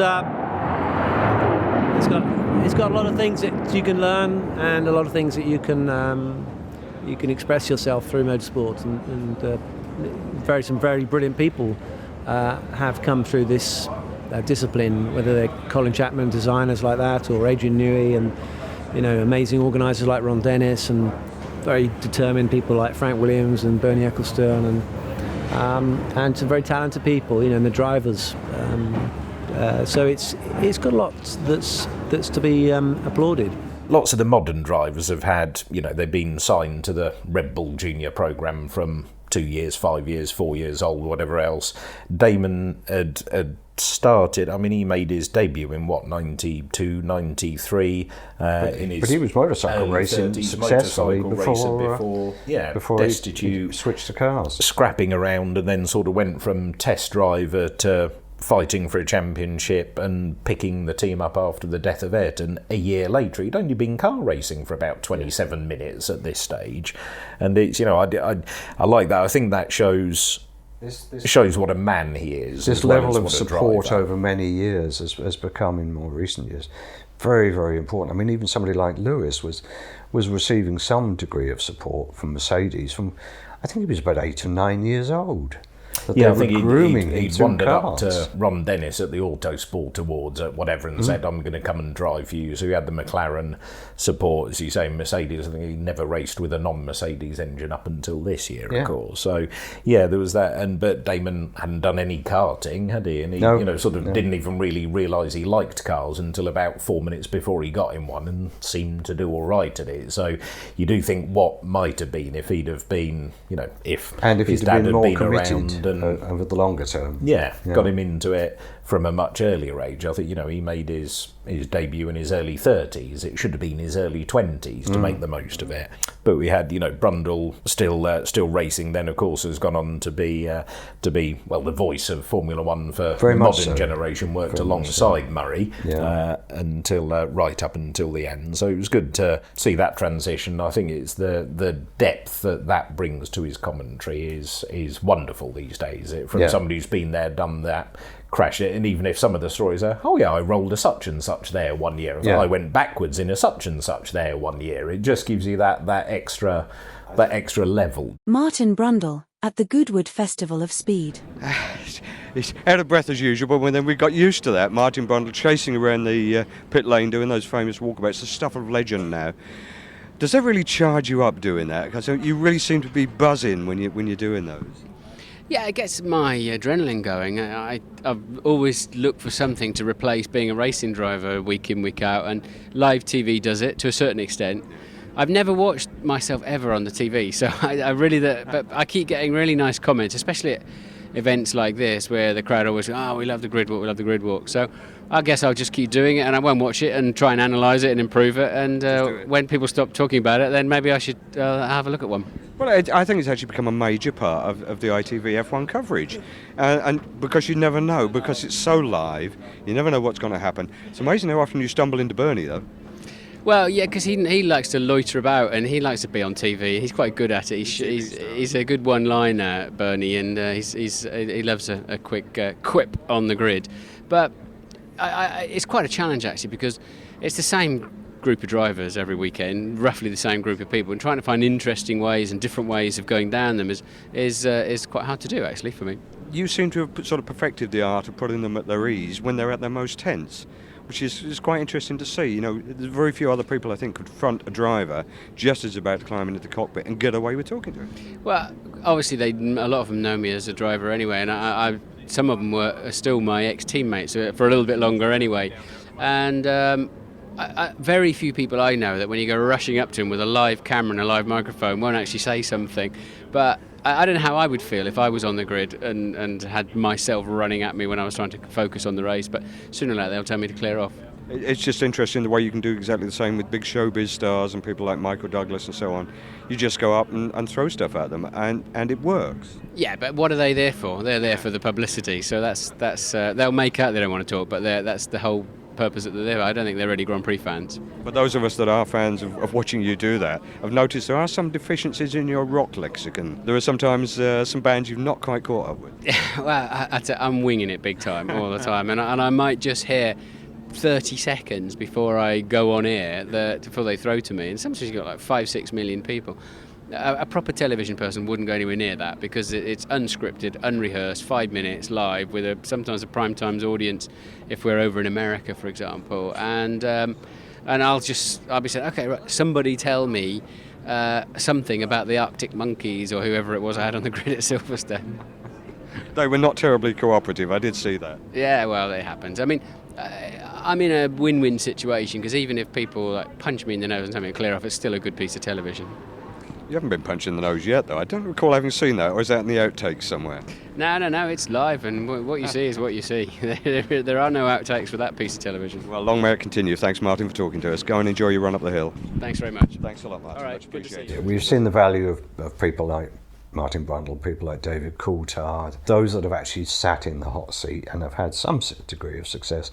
Mark Webber, they're very open and very frank, and they really are enlightening at times.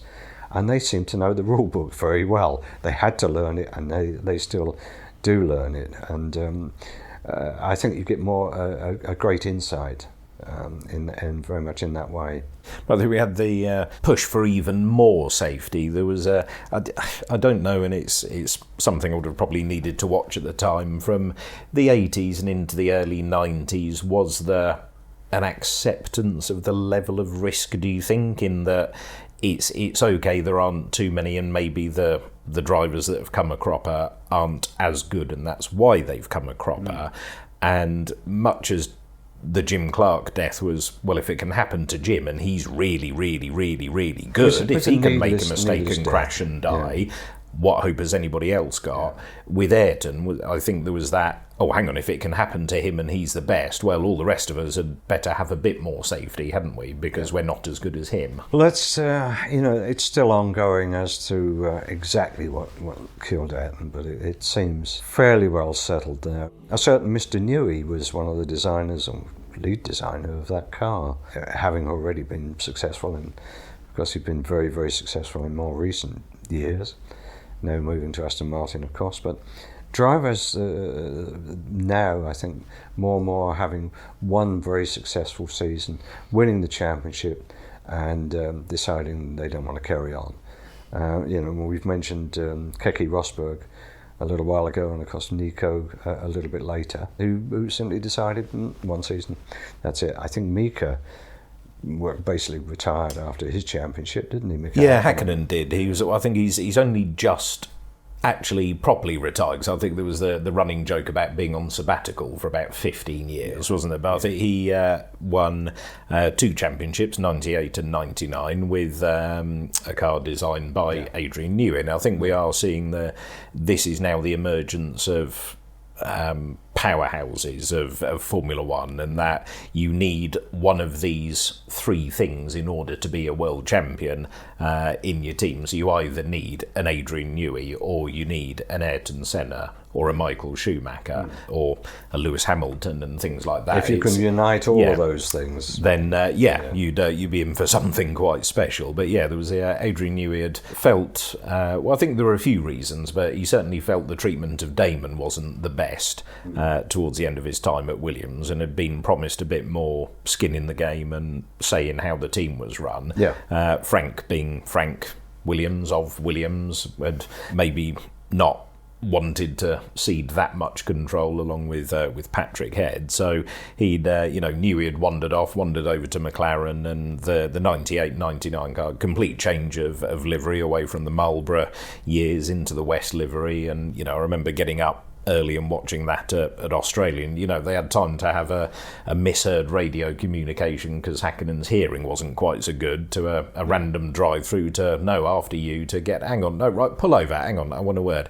And they got out and had a cup of tea and a chat about something and had a sandwich and then got back in the car and after you, sir, and they still lapped the entire field. Yeah. Such was the dominance. But yeah, I think Häkkinen said afterwards he retired early 2000s, and it just took so much out of me being at that level for such a long time to try and win the championship. But we'd seen Mansell in the early part of the 90s win his championship at a canter with an Adrian Newey design car, and then off he went, did it in IndyCar, and then came back for a little bit in 94 and again won in a Newey design car. And then had a disastrous few races in touring cars, which was I think it was disastrous really races in everything, wasn't it? Whether it was touring cars, whether it was a bit of time with McLaren in 1995, that sort of didn't end well, really, did it? A word for Gerhard Berger, who I only met just the once, but I found him again an absolute gentleman, and of course very much the foil for Ayrton Senna. The story of opening the helicopter door,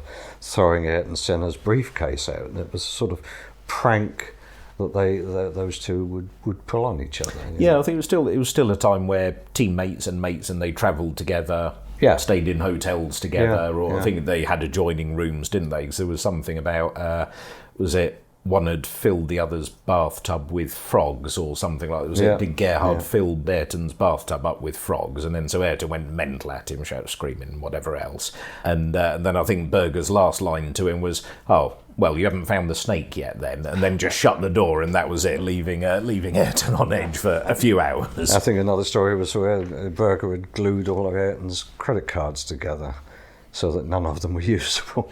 I mean, they were. That's almost a throwback to the sort of the party era that we've talked about in the 70s and 80s. They were great pranksters. But again, we've still got lots of tobacco money flooding in and lots of flying fag packets going around the track, pumping in more and more and more money. I think it was cigarette advertising was slowly but surely being banned in various places, but Formula One, it was still allowed. So I think there were a lot of tobacco companies that sort of said, well, we've got no idea what to do with all this money. Yep.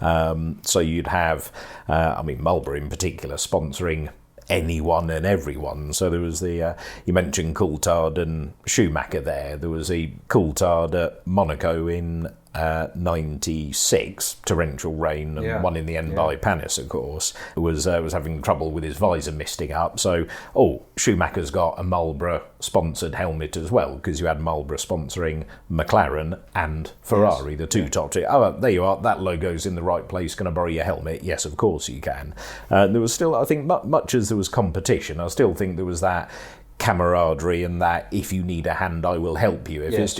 Once we're racing, visors down, no quarter given, asked or taken, but there was still that if you need a helmet, because otherwise if I don't lend you a helmet you can't race, and I don't want to beat you by you sat in the pits because you can't see, I want to beat you fair and square. And I think I dare say a bit of that was Schumacher knowing he had Coulthard's number, or thinking he had Coulthard's number, but I think Coulthard went a bit longer into that race than Schumacher did, didn't he? Indeed he did.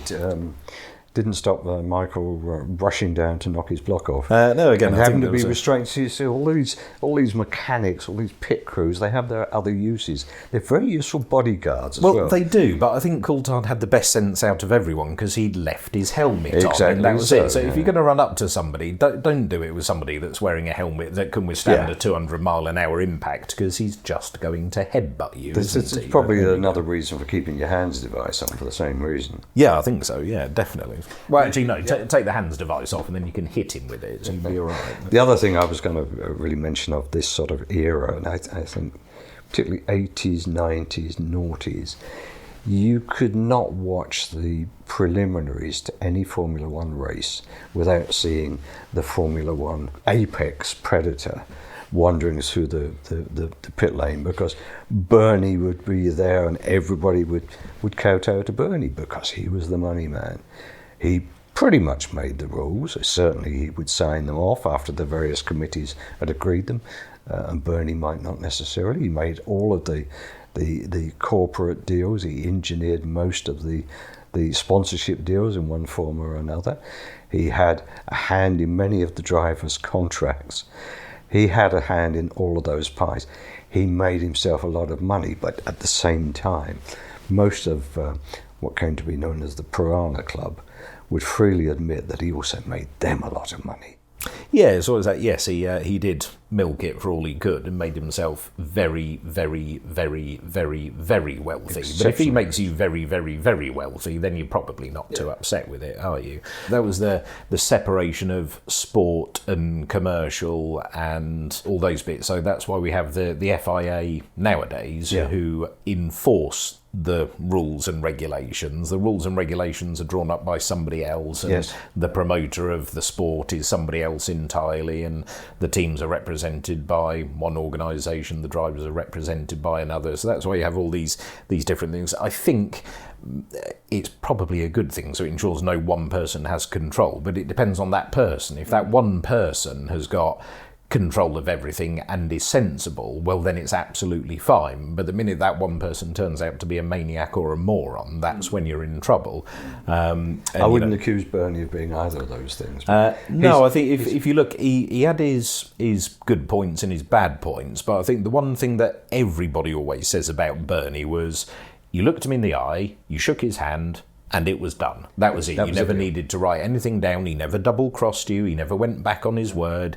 He might not give you the answer you liked or wanted, but the answer was always honest. And I think that counts for a lot, that you could shake his hand and it's done. That's it. Sorted. I think the smartest thing he ever did was really to foresee the increasing interest globally on television of Formula One and buy the rights. And he bought the rights for a relative song, and all of those TV trucks that were broadcasting to every other nation was taking his TV coverage. So he had full control over that, but then he'd bought it and he'd equipped all of these trucks going all the way around the world, and most of the Formula One teams are also beholden to his aircraft to move anything. You know, he controlled pretty much every element of Formula One at that time. But it wouldn't be the game it is now. Yeah, it was. Without that. Okay, he made an absolute fortune at it, but he did make the sport and its coverage almost what it is today, and certainly what it became in the 90s and noughties. So would it exist without him? Probably. Would it be very, very different? Definitely. Yeah. So there is a lot to be said for that. But as I say, I think his honesty is always something that marks him out and people praise him for. A very complex character with many layers, but honesty was certainly a big part of it. I think as we moved into the 2000s, screaming V10s and the rev limits getting higher and higher and higher, and up to 21,000 RPM for engines in qualifying, and this sort of, a swarm of angry bees circulating around. More and more races, more and more far-flung destinations, and new races into the 2000s. More and more promoters realising that with the right investment, there's a lot of money to be made. Yeah, so I think you had Silverstone and the British Grand Prix. Maybe there's a slight, maybe it's a national thing, maybe a slight anti-Bernie sentiment for the British Grand Prix, ins and outs and ups and downs and Donington and where's the bridge gone, hang on, what about this gap in the track, no, we haven't got any money, no, do better. With the BRDC not always wanting to pay the money that needed to be paid to keep the number of times we've heard the story, well, Silverstone won't be in next year's calendar. It would be a damn shame if that was ever to be the case, but by the same token I would make the same argument in respect to Monaco. And again, I'm hearing currently people saying Monaco shouldn't be a race circuit. It's not right as a race. It's part of the history of the motorsport. It is, I think it has its place on the calendar as somewhere to go to. I'm not sure it's okay for a Grand Prix anymore, as in a race. So unless they did some land reclamation and put a big old DRS straight somewhere out to sea in a hairpin for some overtaking and come back again, what I think Monaco should be is more of a demonstration, a showpiece, more of a festival of speed type thing.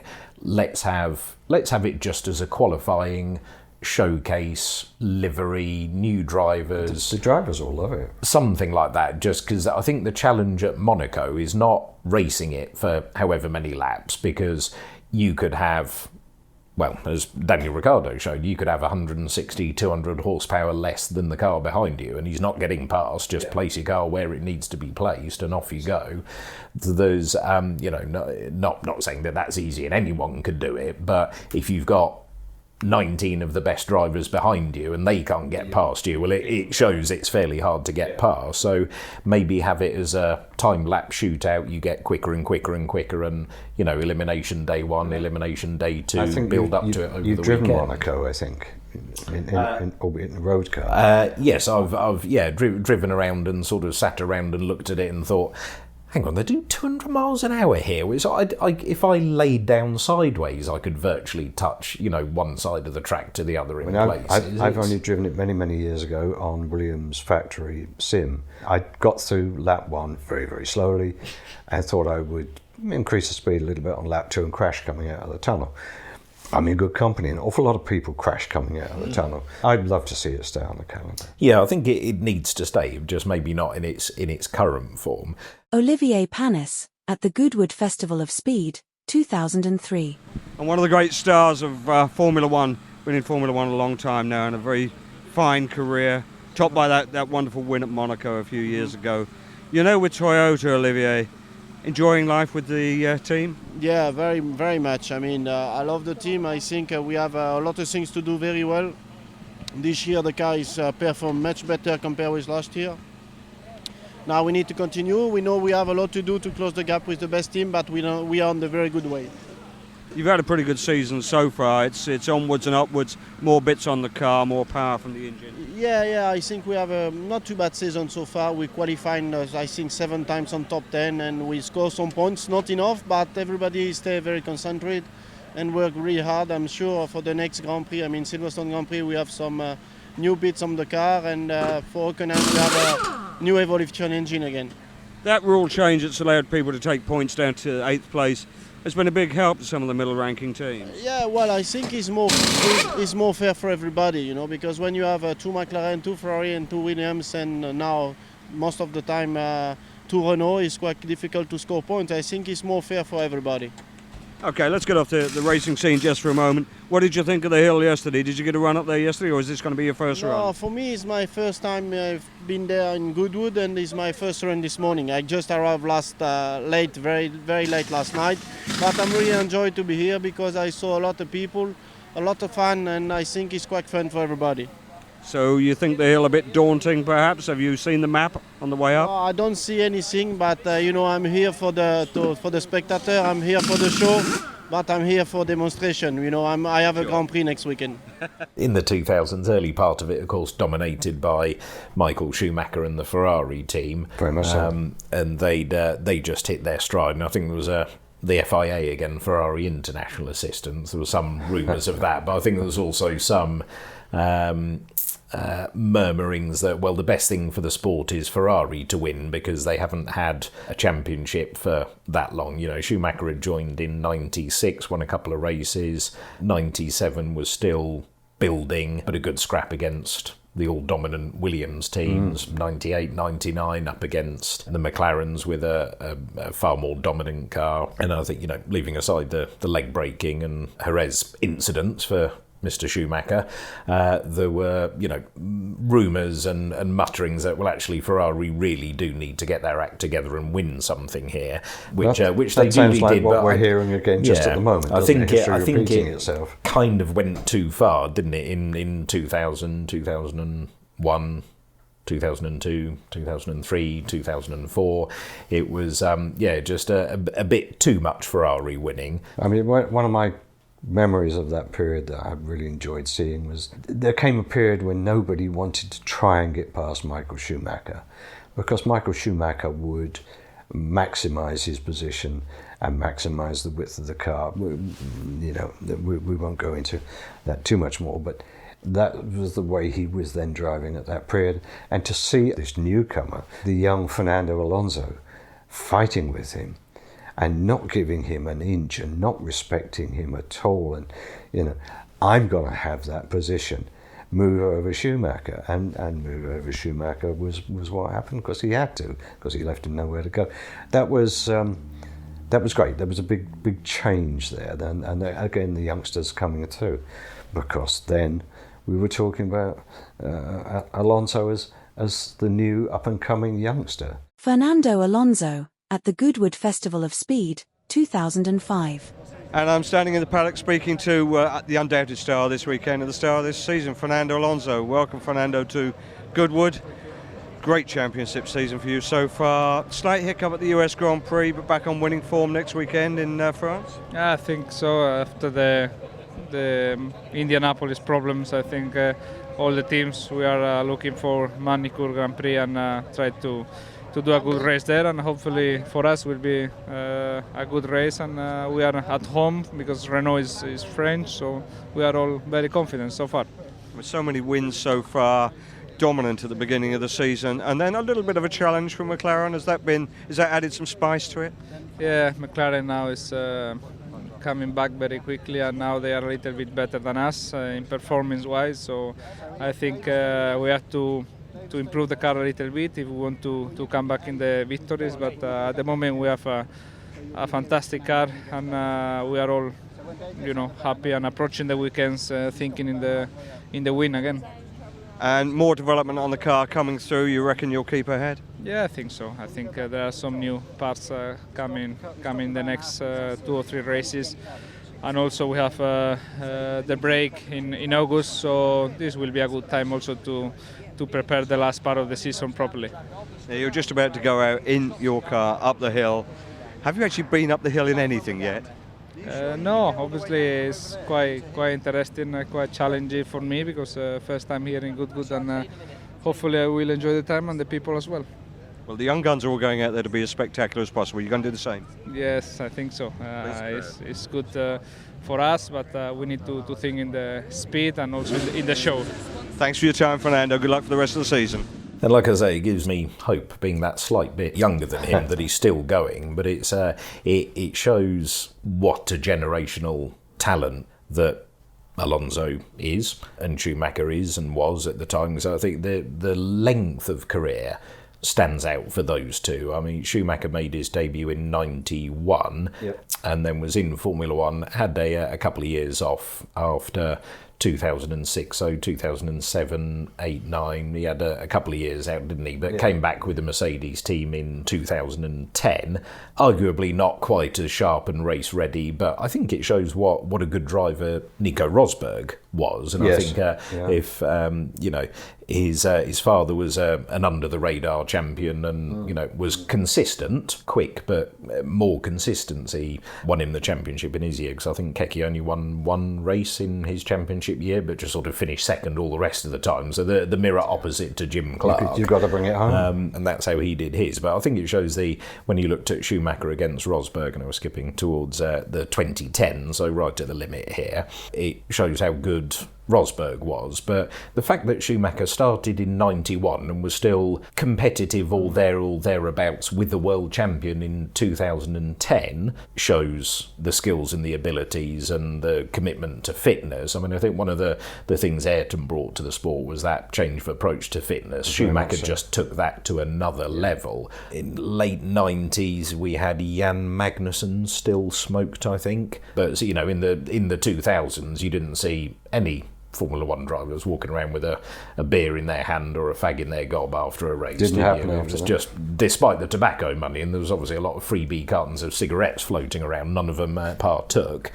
But yeah, Alonso coming in as a youngster and taking the fight to a long career, because Alonso's mid-40s still with us, and still going all these years later. Interestingly, I think Fangio won his first championship in his mid-40s. Yeah, there we go. So only 51. Linking up with Adrian Newey, Fernando Alonso next year. Who knows? That looks like an interesting combination. Towards the end of the 2000s, there was my favourite Formula One car of all time, and my favourite season is 2009 for watching Jenson Button. I mean, he's got great initials, if nothing else.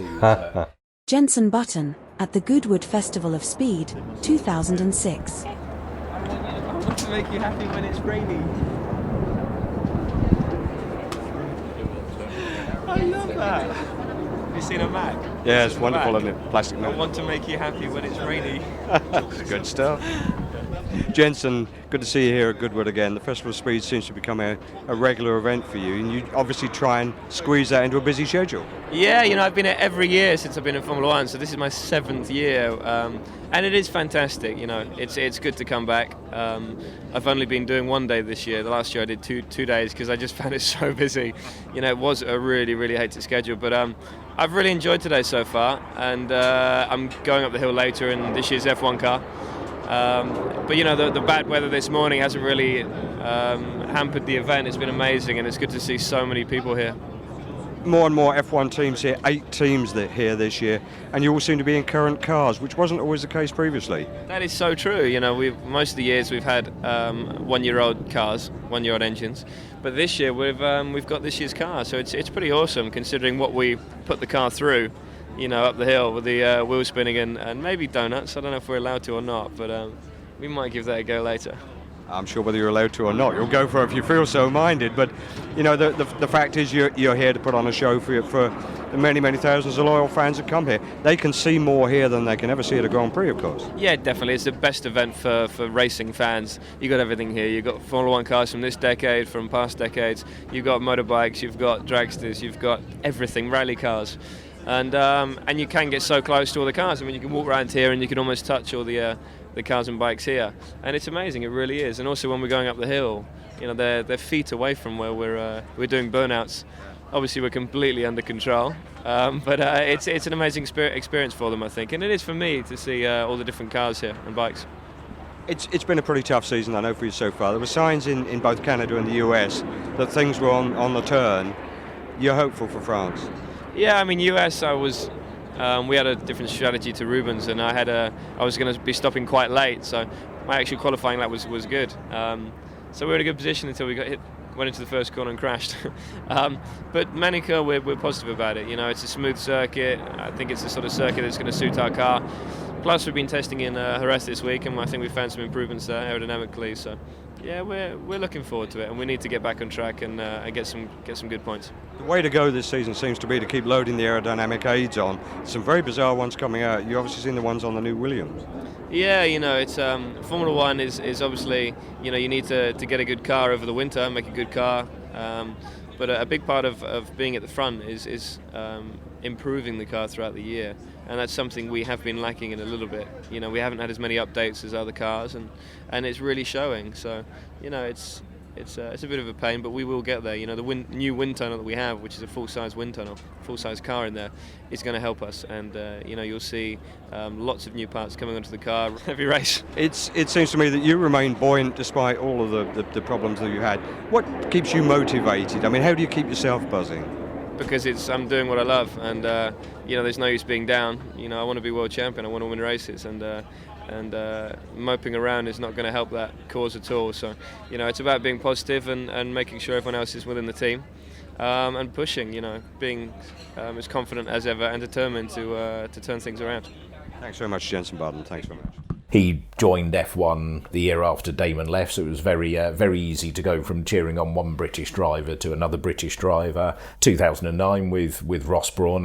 Ross Brawn was, again, one of those names that, okay, he's in the pool of things you need to be successful at Formula Ross One. Brawn, and John Barnard, the general rule in F1 is, okay, can you hire Adrian Newey? No. What about a driver? Oh, not so good. Well, okay, just give the whole thing to Ross and leave him to it then, and leave him alone, and he'll bring you some success. So Ross Brawn, instrumental in Schumacher's championships at Benetton in 94 and 5, instrumental in Schumacher's championships at Ferrari in the early 2000s, and then the BAR Honda team in-out financial crisis, etc. Bought the team for £1 and was renamed as Brawn, and what a success story. If you haven't seen the Keanu Reeves documentary, it's well worth a watch. It's phenomenal. Very good. But that's one of my favourite seasons of all time. In fact, it's one of my favourite sporting stories of all time, to be so far in the doldrums and are we going to be here tomorrow, going back to the garage easts and trying to string together making calls from a phone box, beg, borrow, steal, having to lay off some staff staff, but hired them back on they hired back the front jack man, although he'd retrained as a plumber, so they just paid him his day rate if he had to fly out and do a race and all this sort of stuff. But seeing Jenson Button win the championship that year and prove what I'd seen on many occasions, and many people said they'd seen on many occasions, particularly with wet weather drives and things like that, that talent that was there was wonderful and just a great sporting story. It's a very, very likeable character, Jenson. And as stayed so. He spent enough time in the car, he won enough races, he makes a very, very interesting commentator on the sport, and I certainly like to see him there. One of my favourite photos on my office wall is me interviewing him at Goodwood. He was on the rise then, I think it was before he was champion, and he was going to do a chat to everybody on the stage, and there would be no private interviews, and we were set up, and Andrew, I'm sure, will remember this, because he took the photo. We were set up on the other side of the same room. At the end of the general chat, Jenson came and sat down, and then we did sort of 20 minutes or so. But it's one of my favourite photos on the wall. So a world champion and a nice man as well. I think there's very nice. There's always that theory that you have to be a bit of a bastard to be a champion at anything. I mean, certainly over the years in Formula One, more recently, there's been quite a few to win the championship. You know, Schumacher could certainly be a bit of a bastard. It could be. Vettel could be. Alonso on his day could be. Yep. But I think Damon Hill and Mika Häkkinen and Jenson Button are examples of nice guys who've won the championship. Always very fair, firm, but very fair when it came to racing. And you'd very rarely hear of any driver complaining about Button putting them in the wall, doing anything like that. I don't think you'd find many people have a bad word for Jenson Button. No. I mean, I think even again, sort of favourite memories and launching more into the 2010s now. Button winning at Canada on a slightly drizzly day, and a race that seemed to go on for about 4 days, and he had sort of put Lewis in the pit wall, but even by the time they had a red flag and a break and had a chat about it, they sort of shook hands and were best of mates by the end of the race again. So much as 09 was a phenomenal season, I think Canada 2011 was just a phenomenal day. As I say, it went on for 4 days, and it was sort of had lunch at the beginning of it and was having dinner by the time it had finished. But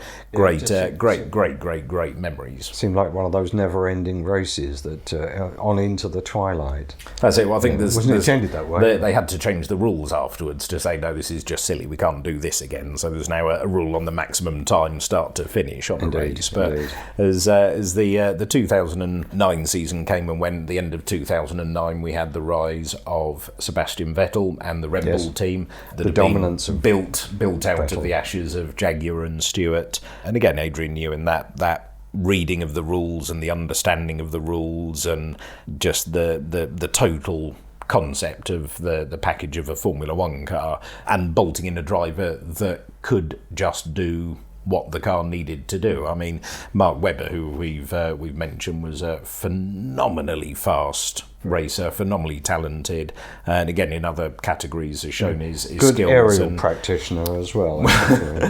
Well, not afraid to get stuck in, and if you're going to race cars, you're going to crash cars, and off we go. But a world champion in endurance racing, and in certain types of cars, certain types of corners, faster than Vettel, faster than anyone. But Vettel had that almost counterintuitiveness way of driving the car, the blown diffuser with if the back end steps out in a rear wheel drive car, the first instinct for most drivers is to back off the throttle because that's what's causing it to step out. In a blown diffuser car, no, accelerate harder, that puts more exhaust gases out through the diffuser, gives you more grip. So that counterintuitive, it's almost how you drive a front wheel drive car. If the back end steps out in a front wheel drive car, pin the throttle and point it in the right direction and off you go. Vettel just suited that, and his driving style was perfectly attuned to that car or those cars over those years, ergo 4 championships. Yeah, I think the metronomic precision with which he could achieve that, and similar to Schumacher in a way, even through the dominant times, there was the odd thing you thought, well, I'm falling asleep watching this. I know you're going a bit quicker and your heart's rate up, but you're doing this for 2 hours. But the precision and the metronomic consistency, I think, was the where Schumacher gave his rivals no room there was just no chink in the armour to jump in. There was nowhere. I think Eddie Irvine said there was just no way you can make up time on him. He brakes later than I do. He goes through the middle of the corner quicker than I do, and he gets on the throttle earlier than I do. So it's not like I'll make it up on the way in, the way through, the way out. There's just nowhere. It's a complete and package. He never makes a mistake. So it's not like I can just sit behind him, follow him, and wait for him to fall off. And Vettel was the same. So I think he obliterated all sorts of records for leading the most number of laps, winning the most number of races in a row, doing this, doing that, doing the other, constantly chasing Grand Slams, as they call them, of pole position, lead every lap, and win the race and set the fastest lap. But I think, of course, the holder for that all-time number of Grand Slams is still, going back to the beginning, Jim Clark, isn't it? And again, yes, I think that shows his not all... Again, absolute dominance. Yeah, I think it's that as we step into the era of, what are we up to, 24 races this season? It's a lot easier to get 100 races under your belt. It's a lot easier to get however many laps under your belt. It's a lot easier to get number of points under your belt, especially with the new point system. But I think the Grand Slam is one of those, no, you've got to be on it. It doesn't matter what's going on. Yeah. You've got to be good and on it and consistent to get a Grand Slam. So I think that paints there a is picture. this desire now, which is in recent seasons. Well, even if you haven't made it to the front during the course of the race, I will go and set the fastest lap. Let's bolt on a set of softs, and I will go and get the fastest lap and at least establish that 1 point in the book. And I think, Vettel used to get into trouble for it a lot of the time, didn't he? He'd be on the radio at the end of the race. What's the fastest lap? Doesn't matter, just bring it home, don't do it, stop. What's the fastest lap? Tell me, otherwise I'm just going to drive as fast as I can anyway. All right, fine, it's a 120 point whatever it is, and Vettel would just casually smash out a 119.2 on the last lap just because he could. Yeah, but it was certainly an Adrian Newey generation in terms of aero and concept. Very much so. But then into the new regulation that, engine-wise, we're in still at the moment of V6 turbo hybrid, this, that, the other. So the screaming V10s and V8s disappeared. Thing of the past, sadly. And into turbo hybrid. So this was the dominance of Mercedes and Mercedes engine cars. I mean, the Williams, a team who we've mentioned many times, had a pretty good 2014 and 2015, didn't they? Being powered by Mercedes engines. Yeah. Renault and Red Bull dropped off that little bit, and we saw the dominance of Mercedes and Lewis Hamilton for all but one of the years, apart from Rosberg's, I think, Herculean effort. And he said part of the reason he retired was just how far he had to go to beat Lewis. But again, I think it shows, Lewis could be at a fashion show 1 minute, at a party 1 minute, jet here, jet there, do this, do that, do and the still other. do the business on the track. Almost like James Hunt back in the day. I think the reason for the Lauda Hunt rivalry was James had turned up half cut, hungover, get in the car with half a pair of boots on because his feet were too big, and set fastest lap. Lauda had put all the research, all the preparation, and it was nip and tuck. Yeah. Nico had, he was redesigning his gloves so the seams were slightly different, so he had a better feel on the clutch pedal, to changing his helmet design so there was less paint on it, so it saved him 20 grams, to sleeping in a separate room to his wife so he could do X, Y and Z. And he then only just got over the line, and then I think was done. It just, I can't do this anymore. And whereas Lewis was casually, it appeared, it's certainly not, his training regime and dedication and focus is beyond belief. But just from the outside, it was like, well, where were you yesterday? I was in Vegas. Oh, I was in Miami. I was doing X, Y, Z. It did look effortless. It seems for the effortless, first few doesn't seasons, it? yeah. And I think Nico said some years later that he was driving at 105, 110% every race, right on, beyond the edge, to win those races that season, to take that championship, because he knew that was the only way he could do so. Yeah. As Ayrton Senna believed that he was in a different spiritual world at certain points, certain races. He was way beyond what humanly could be achieved. Yeah, but I think, as I say, it shows that consistency and being able to do it for year after year after year after race after race after race, to maintain that level of dominance. It's I think it's something that F1 occasionally gets slated for, will be a driver or team showing dominance. It's the right combination, isn't it? But I think it's the combination. But I think it's to be applauded, because it just shows that team and driver combination have done a better job than everyone else, and why not? The playing field is, and we won't get into skirting around the rules and cheating and naughty stuff, ballast in the tanks and letting water out on the track and turning things up and all this sort of stuff. But the creativity in reading what's in the rules and what's not in the rules, if that leads to I've read the rule book and designed it better than you and my driver's quicker than you, then why not indeed? It's the double diffuser for the Brawn team in 2009. Lots of people said at the time, well, the only reason they're winning is the double diffuser, but Toyota had it and Williams had it. Yeah. So, but they didn't maximise it. I mean, I do remember very well interviewing Adrian Newey sitting in Goodwood in the driver's library. We'd been talking for 5 or 10 minutes. He took a call. He said, no, I've got to take this. Can I come back to you? He said, because it's the FIA. And even as he stepped out of the interview, he was arguing with the FIA over interpretation of the rules, and that's what he did. That's what he got paid a lot of money for, because he could see things in the rule book, or see gaps in the rule book perhaps that others hadn't seen.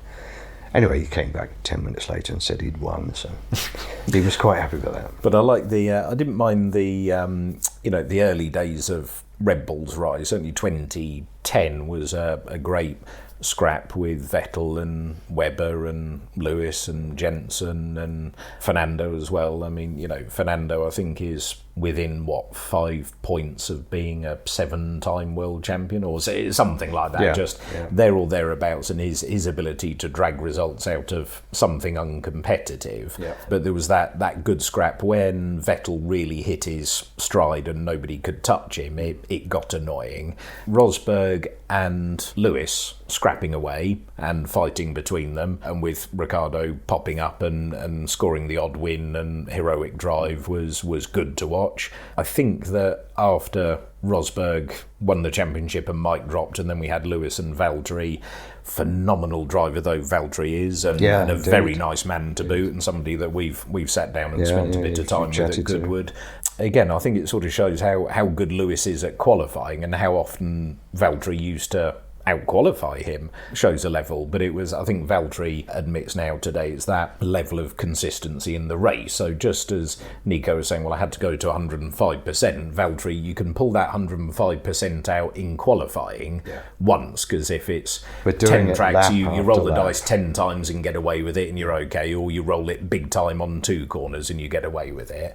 But to roll the dice 75 times and get the number right 75 times in a row, but actually it's at 15 tracks, so it's thousands of times. That's where he fell down, but I think it was more of a number 1 and number 2 natural order of things. And I think in the towards the end of the engine and ground effect era, the scraps between Lewis and Max were very, very good, because at least there were 2 cars in there. And again, I think people almost don't mind the dominance of a car, going all the way back to McLaren in the late 80s.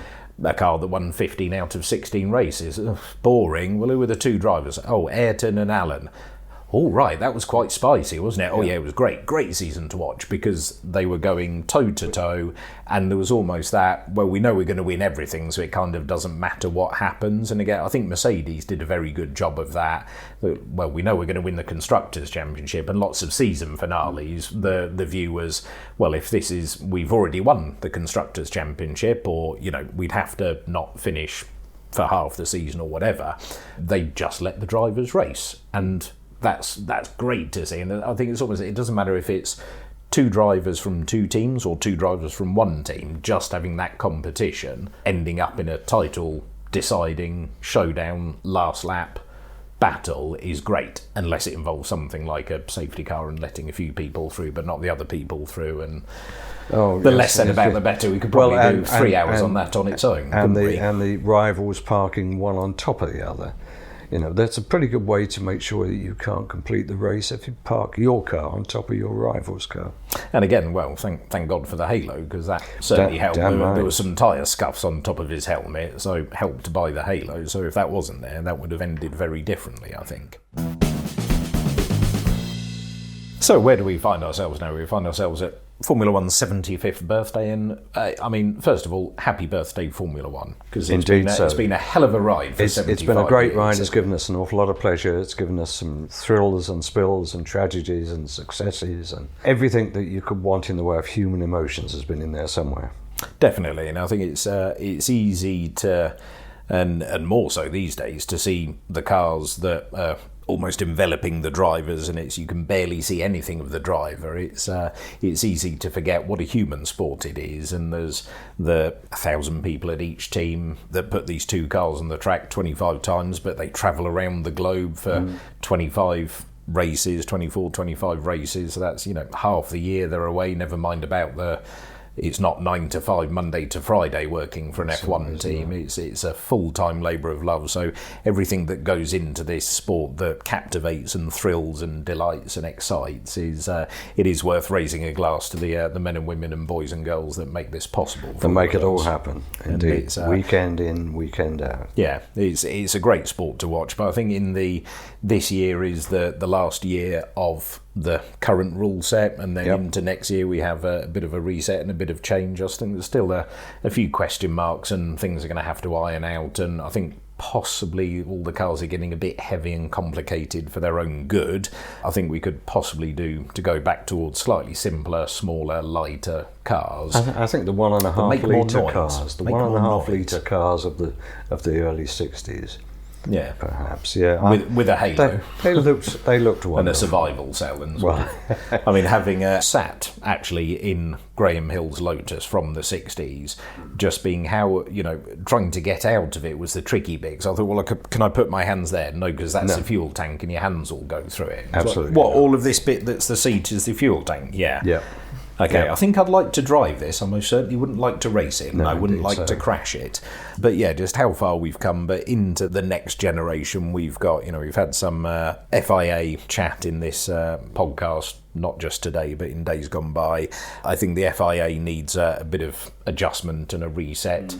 News this week is Carlos Sainz Sr., very well decorated rally driver from World Rally Championships and Paris-Dakar, and phenomenal racer. All-round good guy, and father of Carlos Sainz Jr., of course. Who also seems to be an all-round good guy. Yeah, he does. As well. And Carlos has a role on the GPDA, and just the most phenomenal hair. When he takes his helmet off, just how the man does it, I don't know. But anyway, Carlos Sainz Sr. has chucked his hat in the ring for possible, or rather, there are rumours of him going for FIA presidency. I'd heartily support that, because I think we do need a bit of a change at the top, because it seems to be very much back to the bad old days of Jean-Marie Balest and dictatorial method, and just completely out of touch. But I think there's a lot of the drivers are shunning him and not shaking hands with him now, and all the threats and what he's doing and bits and pieces. I think, just on behalf of Formula One fans all over the world, just off. And you're not finding me for that. Get the bleep machine out, Andrew, because MBS just needs to and Carlos Sainz Sr. needs to. You can't swear. You can't wear jewellery. There's a limitation on the appearances of tattoos, etc., etc. That's not about racing. None of those things. No, and I think if nothing else, Carlos Sainz Jr. got fined. Was it €10,000 because he had the squits the other day? If I got fined €10,000 every time I'd had the squits, I'd be well into bankruptcy by now. It's just not on. He needs to just go away, and that's it. So actually, I think there is a change coming at the FIA, but into next year we've got what have we got on the table? We've got Lewis fully bedded in at Ferrari. We've got Adrian Newey designing a car for Fernando Alonso. Mm-hmm. So we've got lots of reasons to be excited. The rise of Antonelli. Antonelli, we talked about Mercedes youngsters doing very well. There's lots come from of nowhere into newcomers 18 coming years in. old and in a potentially front-running car. Yeah, I think he's now starting to show his real speed. He's had a good couple of races to bed in and take it steady. Learn from the the Monza free practice, and reasons to be cheerful there. I think we got other newcomers like Ollie Behrman. He's just a phenomenal talent. He's pulled some phenomenal drives out. He needs a rather better car. There's I think into next year, I think there'll be a bit of car separation between the best and the worst, just as this year everybody's within, a fraction of a tenth of a second between first and 20th. It is There'll be a bit of a spread out next year, but there's so many reasons to be cheerful and excited, and just a difference and a change in the order. I think we've always seen in the past just the changes in regulations have brought on teams in quite different ways and have allowed more teams to be dominant. You've referred already to the way Mercedes suddenly became more dominant, the way Red Bull did, and there have been others all the way back through the history of the sport, where one team at the change of rules has come to dominate all of the other teams, and I think we will see that again. Whether that will be McLaren, I don't know. Yeah, so whether that is McLaren, a team that had been, we started talking about Bruce McLaren many hours ago, and if you're still with us, thank you very much indeed for listening. We're not asleep, hopefully. But just as we said, all these things build and are all cyclical. Everything in Formula One is cyclical, isn't it? And we've had the McLaren team with periods of dominance in the past and some great success in the 70s and 80s, and then not so much in the 90s early part, and then late in the 90s back again, and then not so much in the early 2000s, and then 2007 and 2008 back again, not so much in 09 until recently. And it's wherever a team starts, that rate of development, I think these days, as you look at where McLaren were just a couple of years ago, they were last in getting lapped, and now they're constructors' champions, Zach came on board, leading the Drivers' Championship with two phenomenal drivers in Lando and Oscar. And again, watching those two scrap it out, and I think the rest of this year is going to be fascinating. I think you've got Lando, who's just that slightly bit quicker than Oscar when it comes to ultimate pace, but just as Lando can extract 105% from the car on occasion, Oscar can extract 99.99999% from the car every single lap. So again, watching those two scrap it out between them would be great this year. And papaya rules, just don't crash into each other, but it's probably going to happen at some point, isn't it? But again, I think the luxury of the car dominance has allowed Zach to say, well, we're probably going to win the Constructors' Championship, whatever. One of them will probably win the Drivers' Championship, whatever. So actually, does it matter? No. Let them race, let them get on with it, show a good show. But I think that shows Zach Brown's commercial savvy and the fact that McLaren, as a team, exists to go racing, and that's what has helped get them to the level they are, and that sustained performance over the decades and not losing heart when things are bad. And I think one of the reasons McLaren are a fan favourite, just out and about, I like seeing, just even in the supermarket yesterday, I saw 3 people wearing Formula One merch, Formula One kit, and just as back in the day you'd see people wearing football branded shirts and kits. Formula One was very niche, very rare, and you'd almost get that. It was almost like a secret club, and if you saw somebody wearing a Formula One, you'd both nod at each other and scurry away. So that, but now everybody's got the jackets and everybody. But there's a lot of papaya floating around, which is good to see. But I think that's because people like the way McLaren go racing, and it's a good way of doing it. Maybe I would say slightly more fair or equitable from the outside than the Red Bull approach, but I think a lot of that is just Max and his generational talent just pummeling everybody into submission as his teammate. But I think as we go towards a conclusion, a shout out for some of the great team leaders of people, and I think Zach is a current good example, with Toto, Colin Chapman, Christian Horner, people that could assemble teams of people around them and give them a purpose and pull the right drivers together, the right commercial deals together. Ken Tyrrell going further back. Ross Brawn, these are all magic people because they could pull magic together and make their team the dominant team of the time. Not necessarily because they were the best, but because they could pull the best out of all the people that were around them. And on that note, I think it's probably time we wrapped up. So thank you very much for listening. Thank you very much for tuning in as always. Do look at our other channels. We are at UKMotorTalk pretty much everywhere. So here's to the next 75 years of F1. I doubt either of us will be around to celebrate that. I So certainly don't think I will. should we try for 80 years? So we'll probably do another 5 each, I would have thought, won't we? We'll see how we get on. You're more successful than me, but it will be nice. Let's see what happens. Thanks again for listening, and we'll see you next time. Bye for now. Bye-bye now. UK Motor Talk, a First Take Media production.